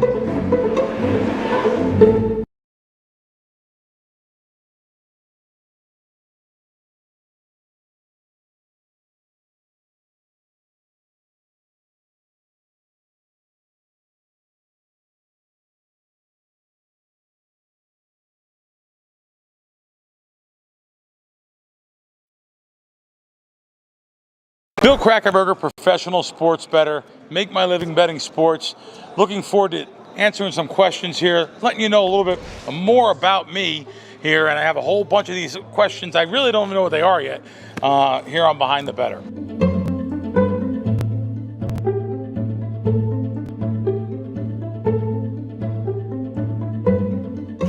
All right, let's go into the first one. What's the biggest mistake you see sports bettors make today? Biggest mistake, I'm going to say probably going all in, not having any proper bankroll management. Even my buddies back east that I grew up with, even though they know I make my living betting sports, they still come to Vegas, like during the big tournament or whatever, they're bringing $2,000. They're supposed to bet like 2%, maybe $50 a game. No way. They're betting $300 a game, $500 a game. And by the way, they can't win doing that. You have the sharpest information in the world. If you're not using proper bankroll management, you have no chance. Gamblers ruin, R-U-I-N. And I know what happens in the end. They're over at the Western Union on the Strip getting money sent from back home. All right. Other than sports betting, what's your favorite way to gamble? I like video poker. I like getting deals on video poker, though. I'm not just going to blindly play video poker without getting a deal. So some walk-in money, some bonuses. I need money. I don't want no set of pots or pans or steak knives. Please keep that. I want cash coming in. But I'll give you a big play. If I get cash coming in, I'll give you a big play, and I don't have to win. Trust me. What's the best gambling movie ever? Wow, gambling movie. Well, I love to watch Casino. I only watch like 50 or 60 movies over and over again in my life. Hard for me to watch anything. I'm an old soul, a creature of habit. I like Casino. Robert De Niro, Sharon Stone. What a great movie about the way Vegas used to be. It was filmed at the Riviera. It was actually supposed to be the Stardust. That's the real casino with Lefty Rosenthal and Tony Spilotro. I love that movie. But for gambling movies, maybe The Gambler is a great one. There are some great gambling movies. I still love Rounders too. Even though I'm not really a poker guy, I love Rounders because I grew up in those underground poker, and after-hour joints back in New York. So I kind of like that too. Do you remember your first sports bet? Yeah, of course. I was a little DJ when I was a kid, like most of you. Of course we were. My parents didn't know, growing up where we did, it was a rite of passage to gamble. So, of course, those parlay cards, which they have at the sports book here, back then you used to have your local guy running around the city with the parlay cards, betting 4-teamers and 5-teamers and 6-teamers. That was my first thing at like 9, 10 years old. Total little DJ with those things. Terrible. If I knew what I knew now, those same guys, knockaround guys from back home, by the way, they wouldn't like my bets very much because I'd be betting the antiquated lines closer to game time. That's my first bets. Okay, college football Saturdays or NFL Sundays? Well, the NFL is everything. It's everything here in Vegas. Probably make as much money in college football as I do NFL player props. That's what I like to play. Player props, some totals also mixed in there, some first half totals. I've had a lot of success.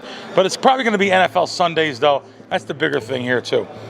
If you could only bet one sport for the rest of your life, what will it be? Okay, that's going to be the same answer. I'm going to say NFL player props. That's why I'm looking to win. I don't do this for fun. I don't do this to enjoy myself. No, I'm looking to win. So player props, looking to win. I understand everyone else will probably say, what would it be?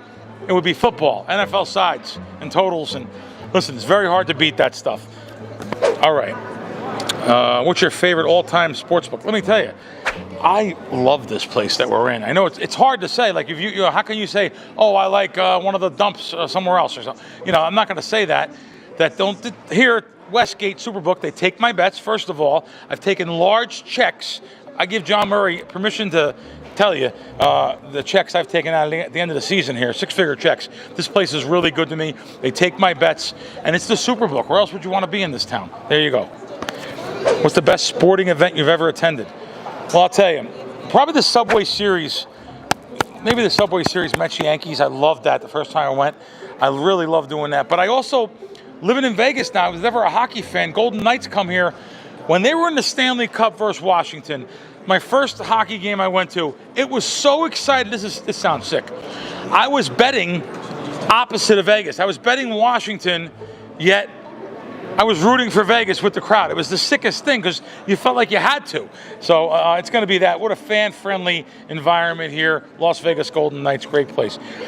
Best advice for sports bettors? Well, this could be, going back to something I said earlier, it is that bankroll management.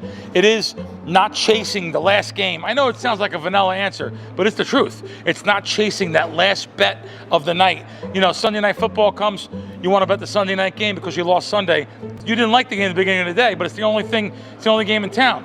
That's why the old New York bookmakers, the East Coast bookmakers, they used to end their week on Monday because they knew everyone is going to chase and everyone's going to bet that Monday night football game to get out.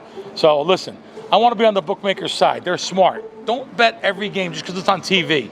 I know most people aren't going to listen, but hey, you want to take this serious or you want to just have fun, enjoy yourself, and be broke the rest of your life? What's your most memorable sports bet? It's probably going to be my best win is Banchero. Banchero, being the number one pick, won a lot of money on that. Beat this place out of 20 grand. They had like 20 to 1. I think it was 20 to 1. I had 21 to 1, 18 to 1. I bet 14 to 1, 12 to 1 multiple times. Then the information came out that my guy Banchero was not going to be number one. I went back to 15 to 1 again. I just kept on betting it and betting and betting. And not that I was over betting it. I was inside my bankroll. But it was a really nice 6-figure score. That's going to be definitely my most memorable sports bet. Who would be on your Mount Rushmore of sports betting, of people in sports betting? Mount Rushmore, huh? Well, I respect anyone that wins. I respect the guys that I'll actually watch them and their shows, and I'll watch. Listen, I'm not watching no fluff. I'm not watching. I'm sorry, I'm not going to learn anything off anyone on ESPN or anything like that. It's not happening. So I just my guys that I've gone back to over the years are the originators of this sport. Michael Kent, who was Billy Walters' main guy. Genius, absolute genius. The old man's still alive, Doc Midland. He's around 95. It's amazing, this guy. He's a freak of nature. He still gets some of the best information. So I'll put them up there with anyone else. I just interviewed Alan Boston yesterday. He great, also a great sports bettor. Won a lot of money with him over the years. If you could share a VIP booth with any sports book, 3 famous people, who would they be? Oh my God, VIP sport. I don't even know if Pacino's a gambler, but I love Al Pacino. I did a Q&A at the Mirage with him, and it was so cool just to be able to ask him questions from the audience. And I just wish I had more time with him. I love Pacino. He's born in the Bronx, like my family is all from. And I love Al Pacino. I would put him up there. I don't know, 3 famous people. You know, I've known Billy Walters for many years, and it's easy just to throw up his name out there. But just to listen to some of his stories, when I interview people like that, I just sit back and listen and let them tell the stories. My friend's Tony Orlando is an old school singer. You guys, a lot of guys might not know him, but he has such great stories of being around with Sinatra in the old days. There you go. I want to tell you right now. I interviewed Sinatra's right-hand man for 15 years. That's who I'd want, though. I'd want Sinatra, or Frank Sinatra, Tony Orlando, Billy Walters, and I'm going to throw that like I said, that 4th guy in there, Al Pacino. Is there a specific NFL season that comes to mind as the best? Boy, I tell you, we did really good on props this year in the NFL, but every season I look forward to because that market's not an efficient market. The NFL season, when it comes to these sports books putting up, 20, 30, 40 props per game, by the way. Some of these sports books put up 50 a game. You can't get the lines right with 600 lines compared to the sports book that, it's easy to them, the sports book, just to have, no question, it's real easy for them just to get a line on a game. However, can you actually get the correct line on over-under yards on 50 or 60 different props per game? No way. So it's going to be NFL season every season.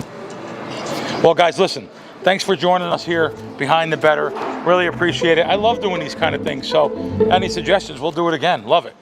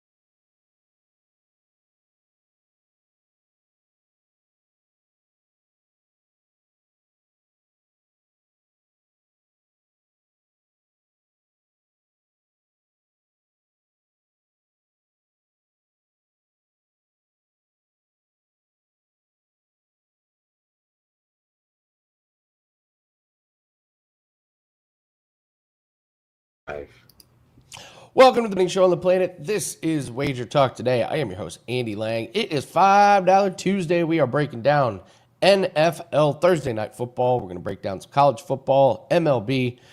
Ralph Michaels is going to join us and give us some charts for NFL Week 1. Pay attention to that. That should help us out with some of our bets. Steve Merrill is going to join us. We've got to talk Cowboys and Eagles, and we're going to talk a little bit of Yankees and Astros. Let's do a quick little Steam report. Gianni is recording for Contender Series, and I will do Contender Series at the end of the show, so stay tuned for that. Let's do this quick little Steam report. I'm looking at college football, not a ton. It looks like, believe it or not, the line has moved against Penn State. They were minus 42. Now they're 41.5. So if you're itching to bet on Florida International, you can do that now. NC State, that line has moved off the key number of 3. That's now 2.5 on NC State. A couple of other line moves. Syracuse and Connecticut, this is a big line move. This opened at 8.5. Syracuse as a favorite. This has been bet down to 6.5.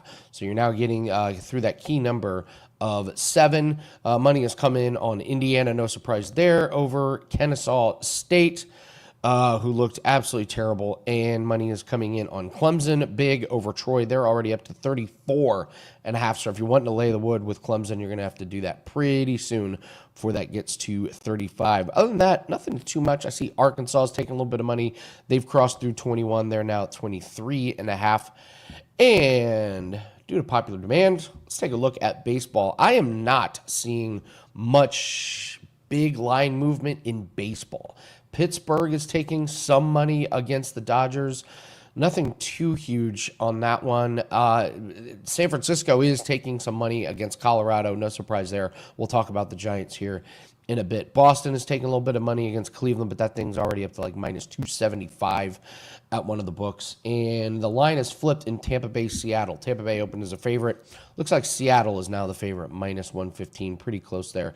Other than that, not too much of anything really noteworthy. Athletics are taking a little bit of money on St. Louis, and San Diego with Yu Darvish is taking just a bit of money. So nothing too major though, guys. Nothing super huge. And WNBA under in New York, Golden State and Phoenix has moved about a point. They're up to minus 7.5 against the Indiana Fever. So there you go for the Steam report. All right, guys, hit the like button. You guys know what to do. Subscribe to the Wager Talk YouTube channel, and let's bring in the great Ralph Michaels. And Ralph, you're famous for talking about these charts. One thing we want to do, we want to look at these charts, we want to explain it, and then we really want to talk about how do we digest it, how do we learn from it, what can we take away, and how does it help the handicapping this week. So first off, happy Tuesday. How are you, my friend? Doing great, Andy. I've got a question for you. When you say $5 Tuesday, do you just want to sing the the Subway footlong jingle? $5 Tuesday. Yes, everyone has a $5 play that's up. I do. Ralph does. We'll talk about that in just a second. Ralph, let's get into it, man. You're famous for charts. I want to start with the NFL, and then we'll get to college football. So let's take a look at these sexy charts here. You know what, Andy? As I talked to you before, these are probably my 2 favorite charts. I probably have done 500 charts. And because of the longevity, they make sense, and they're even better percentages more recently. You need to pay attention to them. First, we're going to talk about NFL Week 1 sides. Are there favorites or are there dogs that are advantageous? The other thing I like about this chart is we break down the general record. It gets better as we get more specific, even better with a second parameter, and even better with a third parameter. So let's go through those. You see the middle box is since 2009, the right box is since 2012. So Andy, this is blindly playing every NFL Week 1 dog since 2009. You are 54% and 55% since 2012. If you have a division Week 1 dog, 65% since 09, 66 since 2012. A division home dog, 77% and 82% since 2012. And take a look at the bottom. Division home dogs of 1.5 or more, 79% since 2009, 85% since 2012. So when you have better recent results And the more parameters you add and they make complete sense and the records get better, those are the kind of charts that not only can you not ignore, you have to make sure they're part of your NFL Week 1 handicapping repertoire. All right. Well, we already have questioned the chat. Have wanting to know about the Panthers. So let's take a look at the Panthers here real quick and see if that happens to fall into well, it's Jacksonville, so they're not playing it. Ralph, I'm trying to find some games here. So we're looking for divisional games. So the Cowboys and the Eagles would fall into that category. Yep. You got the Giants and Washington that would fall into the category. So when we're looking at these games, this is where this chart is applicable, correct? The two highest percentage games are the two NFC East dogs, correct. But again, you're still talking division. All division dogs are 66%. So, while you may not looking at those home dogs or the higher percentage, it's just something that you have to add in. All right, I like it. I love these charts, Ralph. They're just the best. You want to take a look at some totals here? Let's take a look at the totals chart. Well, you've heard me say this many times, Andy. Low totals are low for a reason. High totals are high for a reason. And this chart shows you just how much value there is. Now, remember this. Bookmakers do not place a line on where there is equal value. Bookmakers place a line to get equal money on both sides. So because Joe Public likes betting favorites and likes betting overs, when we have very low totals, they don't need to make them as low as they actually should be because they're getting equal money on both sides. The same with totals when they get very high. Many people back off those totals. So the chart has two sides. The left-hand side are the lowest totals, 45 and under since 2013, and 41% and under since 2013. The right-hand side are totals 45.5 or higher or 48.5 or higher. But take a look, especially the low totals, Andy. Blindly betting every NFL Week 1 total of 45 or less, you have won 64.4% of those games. And if you blindly bet every NFL Week 1 total of 41.5 or lower, you have won 71%. That's not too shabby over a 12-year period. So don't be afraid to bet those low totals if you do like the under. The high side, not nearly as much, 55 and 57%, but it still shows you value on the low totals, value on the high totals, especially Week 1 of the season. All right, so I'm looking at the lines here. The lowest total looks like the Steelers and Jets, 38.5. Does not speak well for those offenses here. I don't see a total that is over that 48. I see a couple 47.5. Even Buffalo and Baltimore is 50, I believe. Buffalo and Baltimore. Okay, you're right. That's the night game. I see 47.5 on Miami and Indianapolis. I see 47.5 Cleveland and Cincinnati. I know people are already talking about how bad Cleveland or Cincinnati's defense is. I would have to agree with that one as well. So, Detroit Green Bay is also moved up to 47.5. So, we're looking at some of these. The 41.5 is the interesting one, Ralph. That is a stunning amount of games. that winning percentage is amazing. Well, again, going back to 2013, so you got to remember we were pre-COVID. It was a little bit different. We had 4 preseason games instead of 3. So the game has changed, but the body of work is still pretty consistent. Even the last few years, I took a look. The 41.5s and under have done very well of late. Love it. Let's move to college football here real quick. We asked you to look into the James Madison Louisville game. I believe that is this Friday. We got Louisville as a pretty big favorite here, 14 over under 57.5. Louisville was actually kind of sloppy in Week 1. I would expect them to clean some of that stuff up. I get why this line is so high. What's your take on this game? Well, Andy, I'm glad you brought that up because when we look at these teams, they both had FCS opponents. Louisville was a 38.5 point favorite. James Madison was a 27-point favorite. And you can say, oh, look, Louisville did not cover last week and James Madison covered. Therefore, I'm going to like James Madison. But when you're playing an FCS foe, especially Week 1, it's so very important to see how the game broke down. Now, Louisville led that game 41-0 at halftime. They scored the first 5 possessions, and they scored a special teams touchdown. What did Brom do? He said, we played a great first half. I'm going to empty my bench and let all the backups play. So 41-0 with starters, completely clean. Backups struggled. You look at James Madison. While they did cover, it was only 31-10 into the fourth quarter, and they needed to score 14 points in the fourth quarter to cover that game. So final results do not tell you how the game was played if your coach is resting starters. I will say this. I am a James Madison fan. You know, Bob Chesney took over from a James Madison team that went 11-2, and Signetti went to Indiana with, I think, 40 players from James Madison. So he basically had to restart fresh. He was at Holy Cross. He brings in the rush attack. They rushed for 192, 4.8 last year. They rushed for 331 yards and 7 yards per carry in week 1. They have a returning quarterback who's excellent, and he is mobile, so that does play into the run game. Now, they're going to run the ball, but that does concern me against Louisville. You look at Louisville's front 7, 5 returning starters. One of the starters that did not start last year started 13 games the year before when he was hurt. I count that as a returning starter, make it 6. And another starter is a 5-game starter from Coastal Carolina last year. One of the best front 7s in the conference, and I think they can slow that rush attack. My numbers actually have this at 13. Again, my power ratings the first few weeks of the year, I don't really use them. I do them and monitor and see what happens. This one surprised me, though, Andy. Friday games in week 2.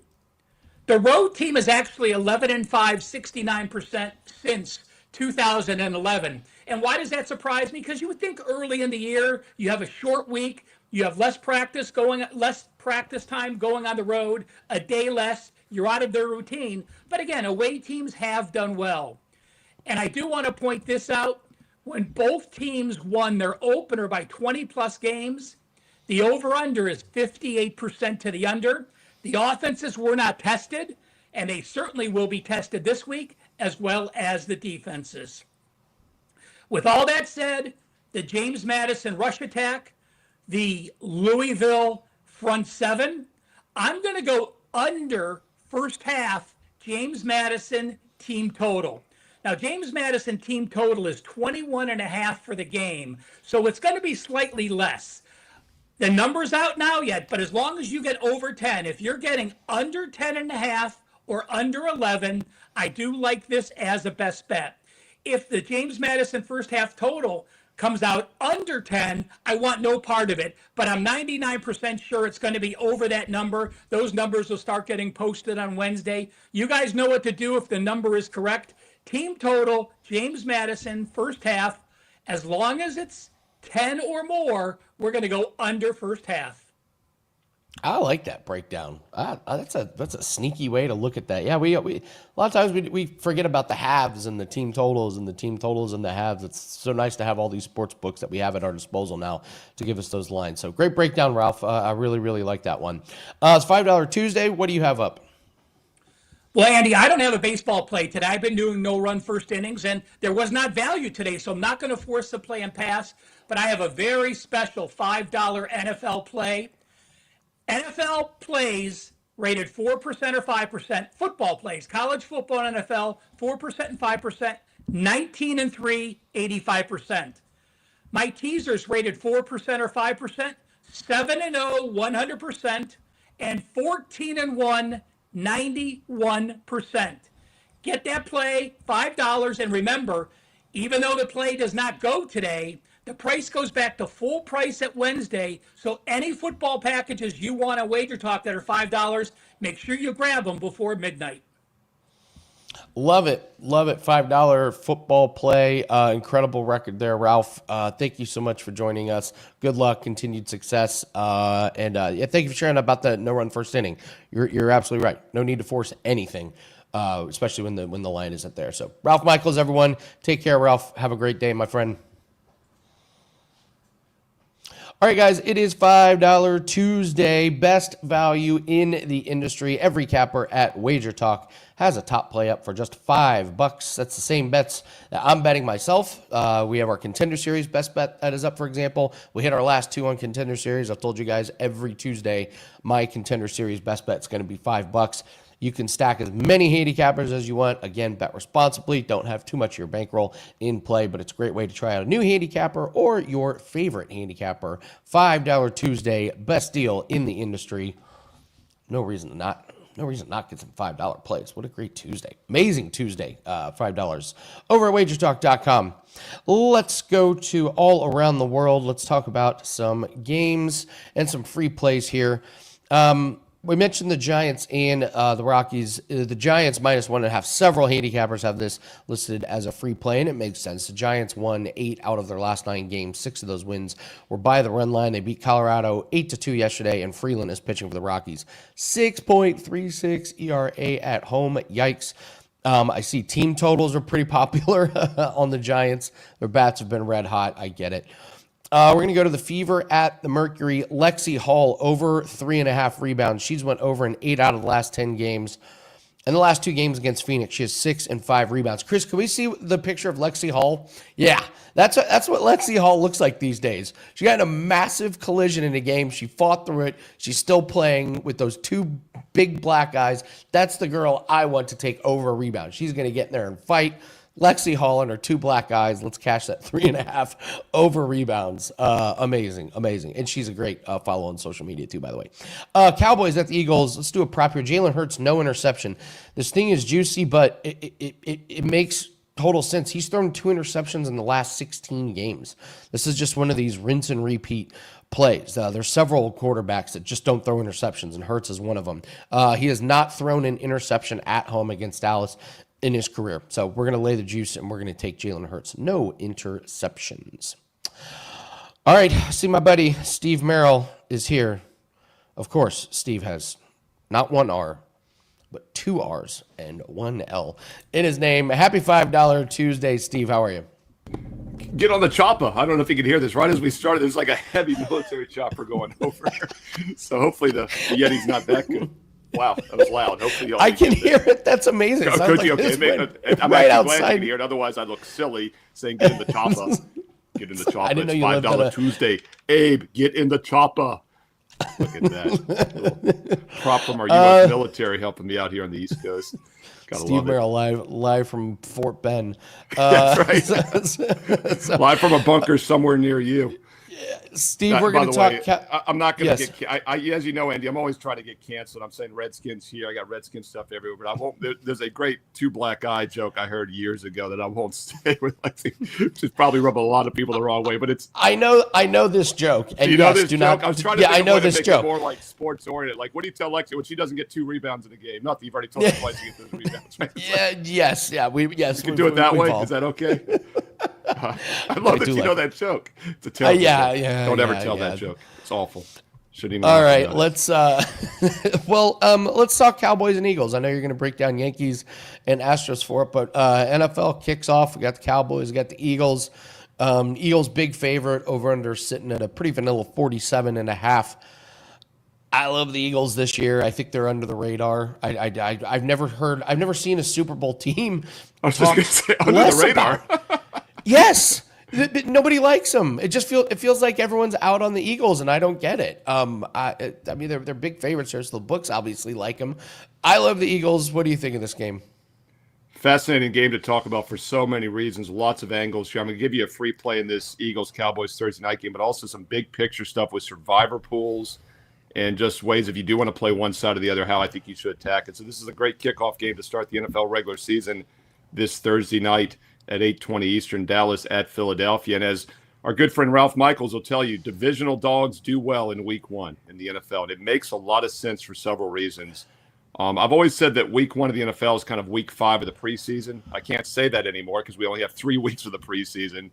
But you can make an argument it's even more preseason-ish since there's only 3 preseason games and not 4. We do see some bizarre results in week 1 across the board that don't always translate to the rest of the season. So it makes sense that divisional dogs, teams that know each other well, taking the points is probably the way to go. Now, as Ralph Michaels also tell you, the divisional home dogs have been the sweet spot, not as much road dogs. And we also know that Thursday night favorites, Thursday night home teams in general have been the play. If you just play the better team on Thursday night games, you normally do well. And there's a couple reasons why that works. First of all, it's a spotlight game. And whenever you're getting two teams in a focused spot, the better team normally has the edge. But the reason it really works, in my opinion, during the regular season is because of the short turnaround. It's normally just 3 days of rest, and then travel, it's just 2 days of prep for the road team. That's not the case, obviously, here in this week one opener. So I am more inclined to give Dallas a little bit more of a chance in this game. And I'll take the contrarian call here with the Cowboys at +8. Also, it's ring night. I assume it's ring night when they always give the championship rings. That could be a little bit of a distraction. And I think Dallas could be a little bit better than people expect this season. Everyone's big on the Commanders. No one's big on the Giants. But I think Dallas is the team nobody's talking about in this division that could maybe sneak up and give the Eagles a run. And we'll find out on Thursday night. But something else I want to point out about this game as well is if you do play the Eagles, you're probably better off taking them down to -2. It does set up as a pretty good teaser selection, getting them as a straight-up win situation, defending Super Bowl champs on that strong home field. So I like Dallas +8. But if you do play the Eagles, you might want to consider the teaser option down to -2. But I will say week one NFL teasers probably aren't the best long-term investment. We don't tease preseason games because of the randomness, the softer lines. And once again, if I think week one of the NFL is semi-preseason still as far as the results, teasers probably aren't a huge advantage play this week either. But if you do like Philly, you're probably better off getting it down to -2. Tie that up with one of the Sunday games. I'm looking at the board now. You could take the Jets 2.5, 3 up to 8, 8.5, 9. You've also got another 8-point favorite of the Broncos. You can get them down to 2 minus Tennessee at home. And by the way, speaking of the Broncos being -8 and the Eagles being -8, this will be one of the biggest survivor picks this week, I would assume, because they're the biggest favorite on the board. And this is something else I want to talk about here. Very unique situation since most survivor contests allow you to enter, I would assume, up until kickoff on Sunday at 1 o'clock Eastern. Lots of ways you can play this. If the Cowboys do pull the outright upset as an 8-point dog, that's going to knock a good amount of people out of their survivor pools. Now, will they re-up? Perhaps. But if you've been on the fence about entering some survivor pools, might want to wait to see if Dallas pulls the upset because you're going to probably have about 20 to 30% of your competition already eliminated. Might be a good reason to re-up or even get some more entries in your survivor pool. Maybe just stay away from Philly in this game Thursday. Hope that Dallas pulls that big upset and then maybe sneak in and get some overlay value in survivor pools on Sunday morning. I love playing in NFL survivors, and I don't know why. I've never won one, and I always get mad. And every year, I'm like, I'm never doing this again. And then, of course, I'm entering but more. So, yeah, Colin says he likes the Cardinals for the survivor pick. I'm guessing that fading the Saints, that Titans-Broncos game, Cowboys-Eagles, yeah, that's got disaster written all over it. One of those teams is going to lose and knock, like you said, 30% of the people out. So, well, that's the thing, Andy. I mean, the Saints are supposed to be the worst team, right? They're a 6.5-point home dog to Arizona. But like I said, if week one is random compared to the other weeks, this is where you get some credit. I think a really good strategy, by the way. I've asked some people have been asking me to do a survivor pick video. I'm playing with the idea. It's tricky, obviously, because, once you get eliminated or whatnot, and a lot of people are out. Yes. But I think a good rule of thumb is maybe just kind of always never take the number one pick. And you can kind of figure out what it is every week.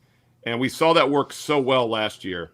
The Bengals are one of them. What was it? The Lions lost, was it to the Niners in week 3? Whenever the Lions lost in week 3, by that point, like 70 to 80% of people were out of their contest. And then it was nothing but chalk. And as you know, as a bettor, it was like the most chalk-heavy run we've seen in NFL history for like the next 6 weeks through October.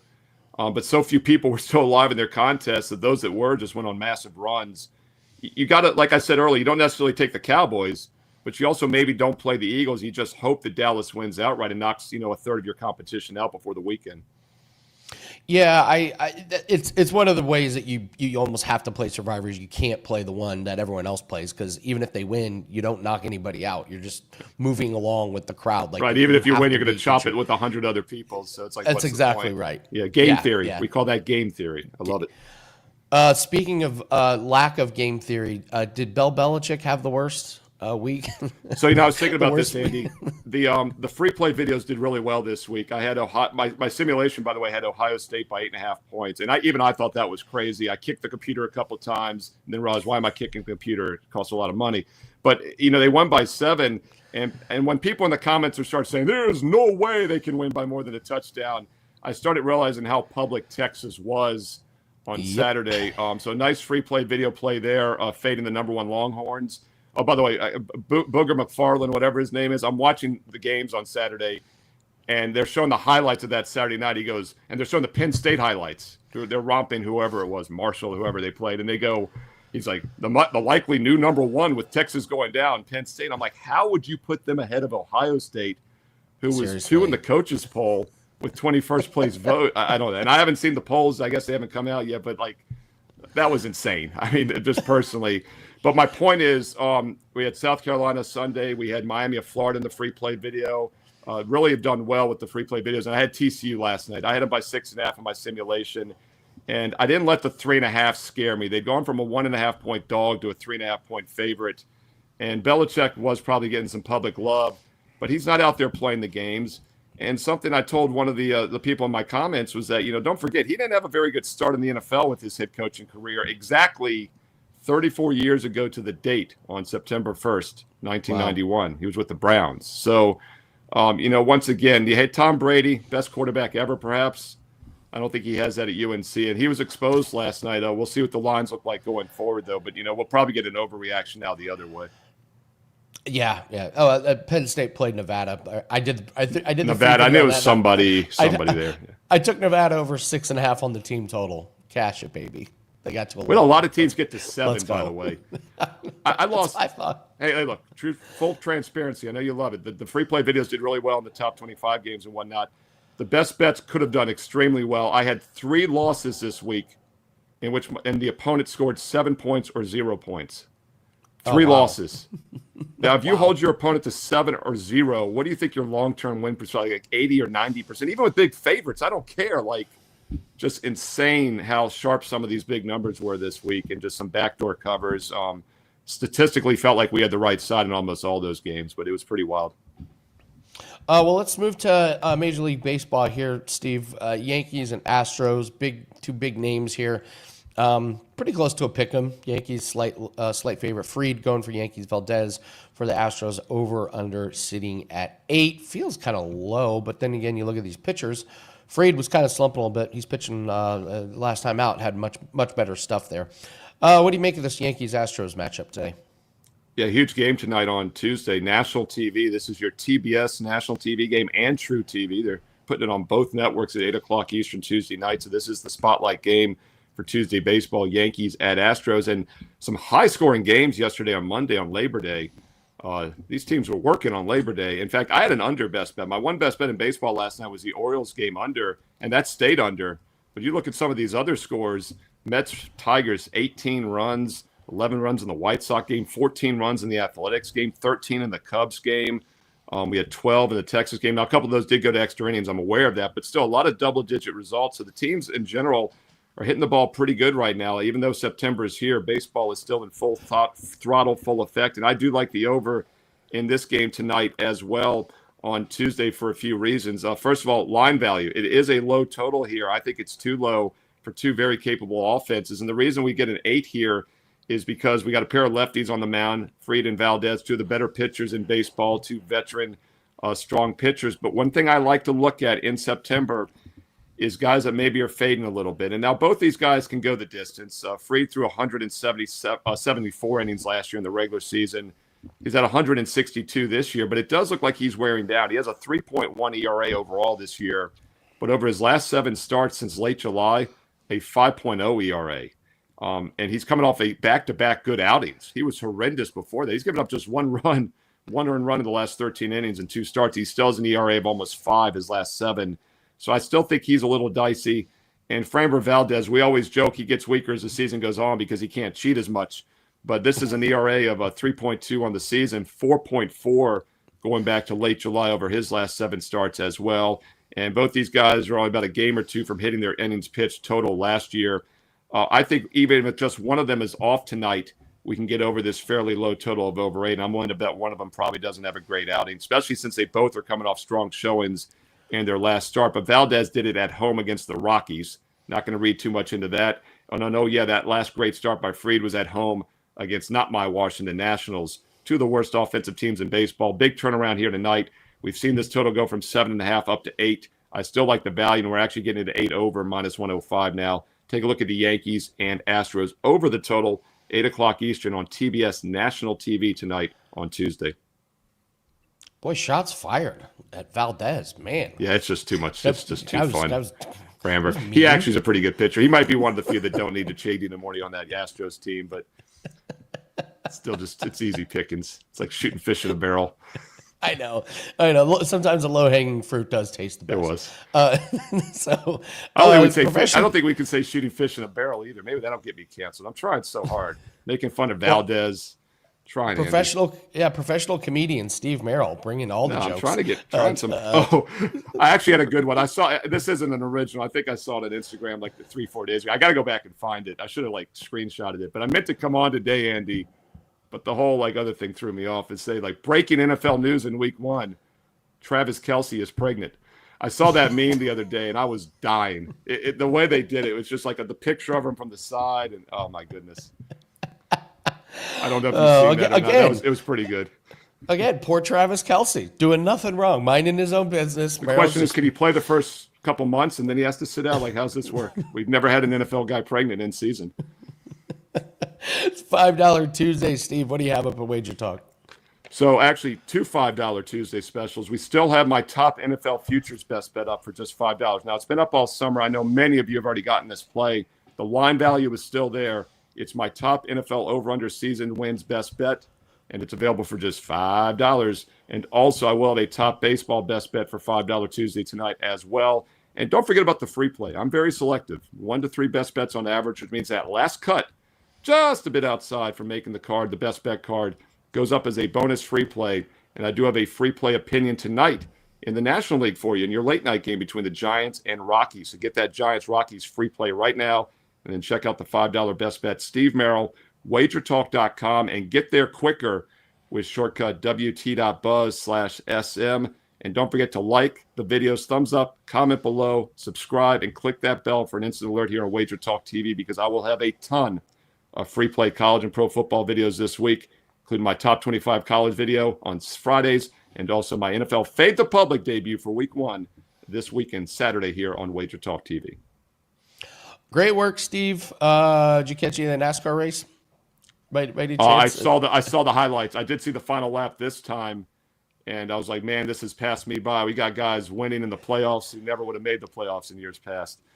It's wild, man. It's a setting up for someone very, very bizarre to win this championship. Do you have any futures out there, Andy? Do you ever play NASCAR futures? Yeah, we had Michael McDowell to not win a race in the regular season. My man McDowell. And we had Kyle Busch under 1.5 wins. That was solid. He might not. There was a chance he might not race 2 races all year the way things were going at the start.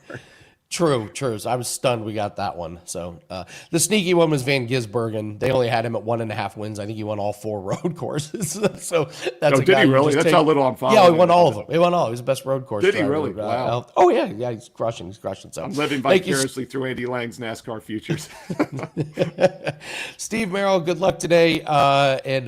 Steve is going to be pumping out a ton of content now that we're neck deep in NFL and college football. So, and he's right. Subscribe to the channel. That way you get notified when all of these videos are released.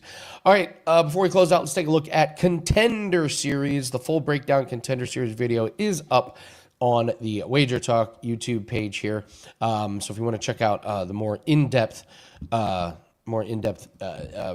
write-ups and breakdowns, you can go do that. But let's pull up the odds here. And I got these from FanDuel. I'll start at top. I think Theo Haig can pull the upset against Ola Kasachek. It's a bad matchup for Ola Kasachek. He's a striker. Haig is a wrestler and grappler. I think he's an absolute live dog, and all the favorites won last week. It's not going to happen, so you got to be looking at some of these underdogs. So Theo Haig is a big underdog that I think will do pretty well. Silva, I don't trust him as a favorite. Horrible striking defense. That's kind of a coin flip. Eduardo Chapolin. I love this guy. He's super aggressive. He's fighting Anton Ho, who's been on Contender Series before. Last time on Ho got knocked out in the first round by Leonard Kavanaugh. I lean Chapolin in that one, but both guys can hit really, really hard. McMillan is kind of funny, and he's fighting a guy who's only 21. That's Armin Sarukian's protege, David Mgoyan. So I do like Mgoyan in that one. So my $5 play is on Contender Series. This is week 4. We've hit our last 2 Contender Series plays, and we're on a 4-fight win streak in all of MMA. So go grab that $5 play. And, of course, we will be doing our live show, Takedown Live, over on the Winning in the Shadows YouTube channel. We will be watching all the fights on Contender Series. So come on over, follow along. We got live bets, in-fight predictions, write-ups, all that good stuff. So, all right. Thank you very much, everyone, for joining it. Great day in the chat. Thank you, Ralph. Thank you, Steve. Don't forget to hit that like button. Leave us a comment below. Tell us what your best bet is going to be today. We're going to be back tomorrow. Same time, same place. Good luck on all your bets today. Let's have a great $5 Tuesday. Take care.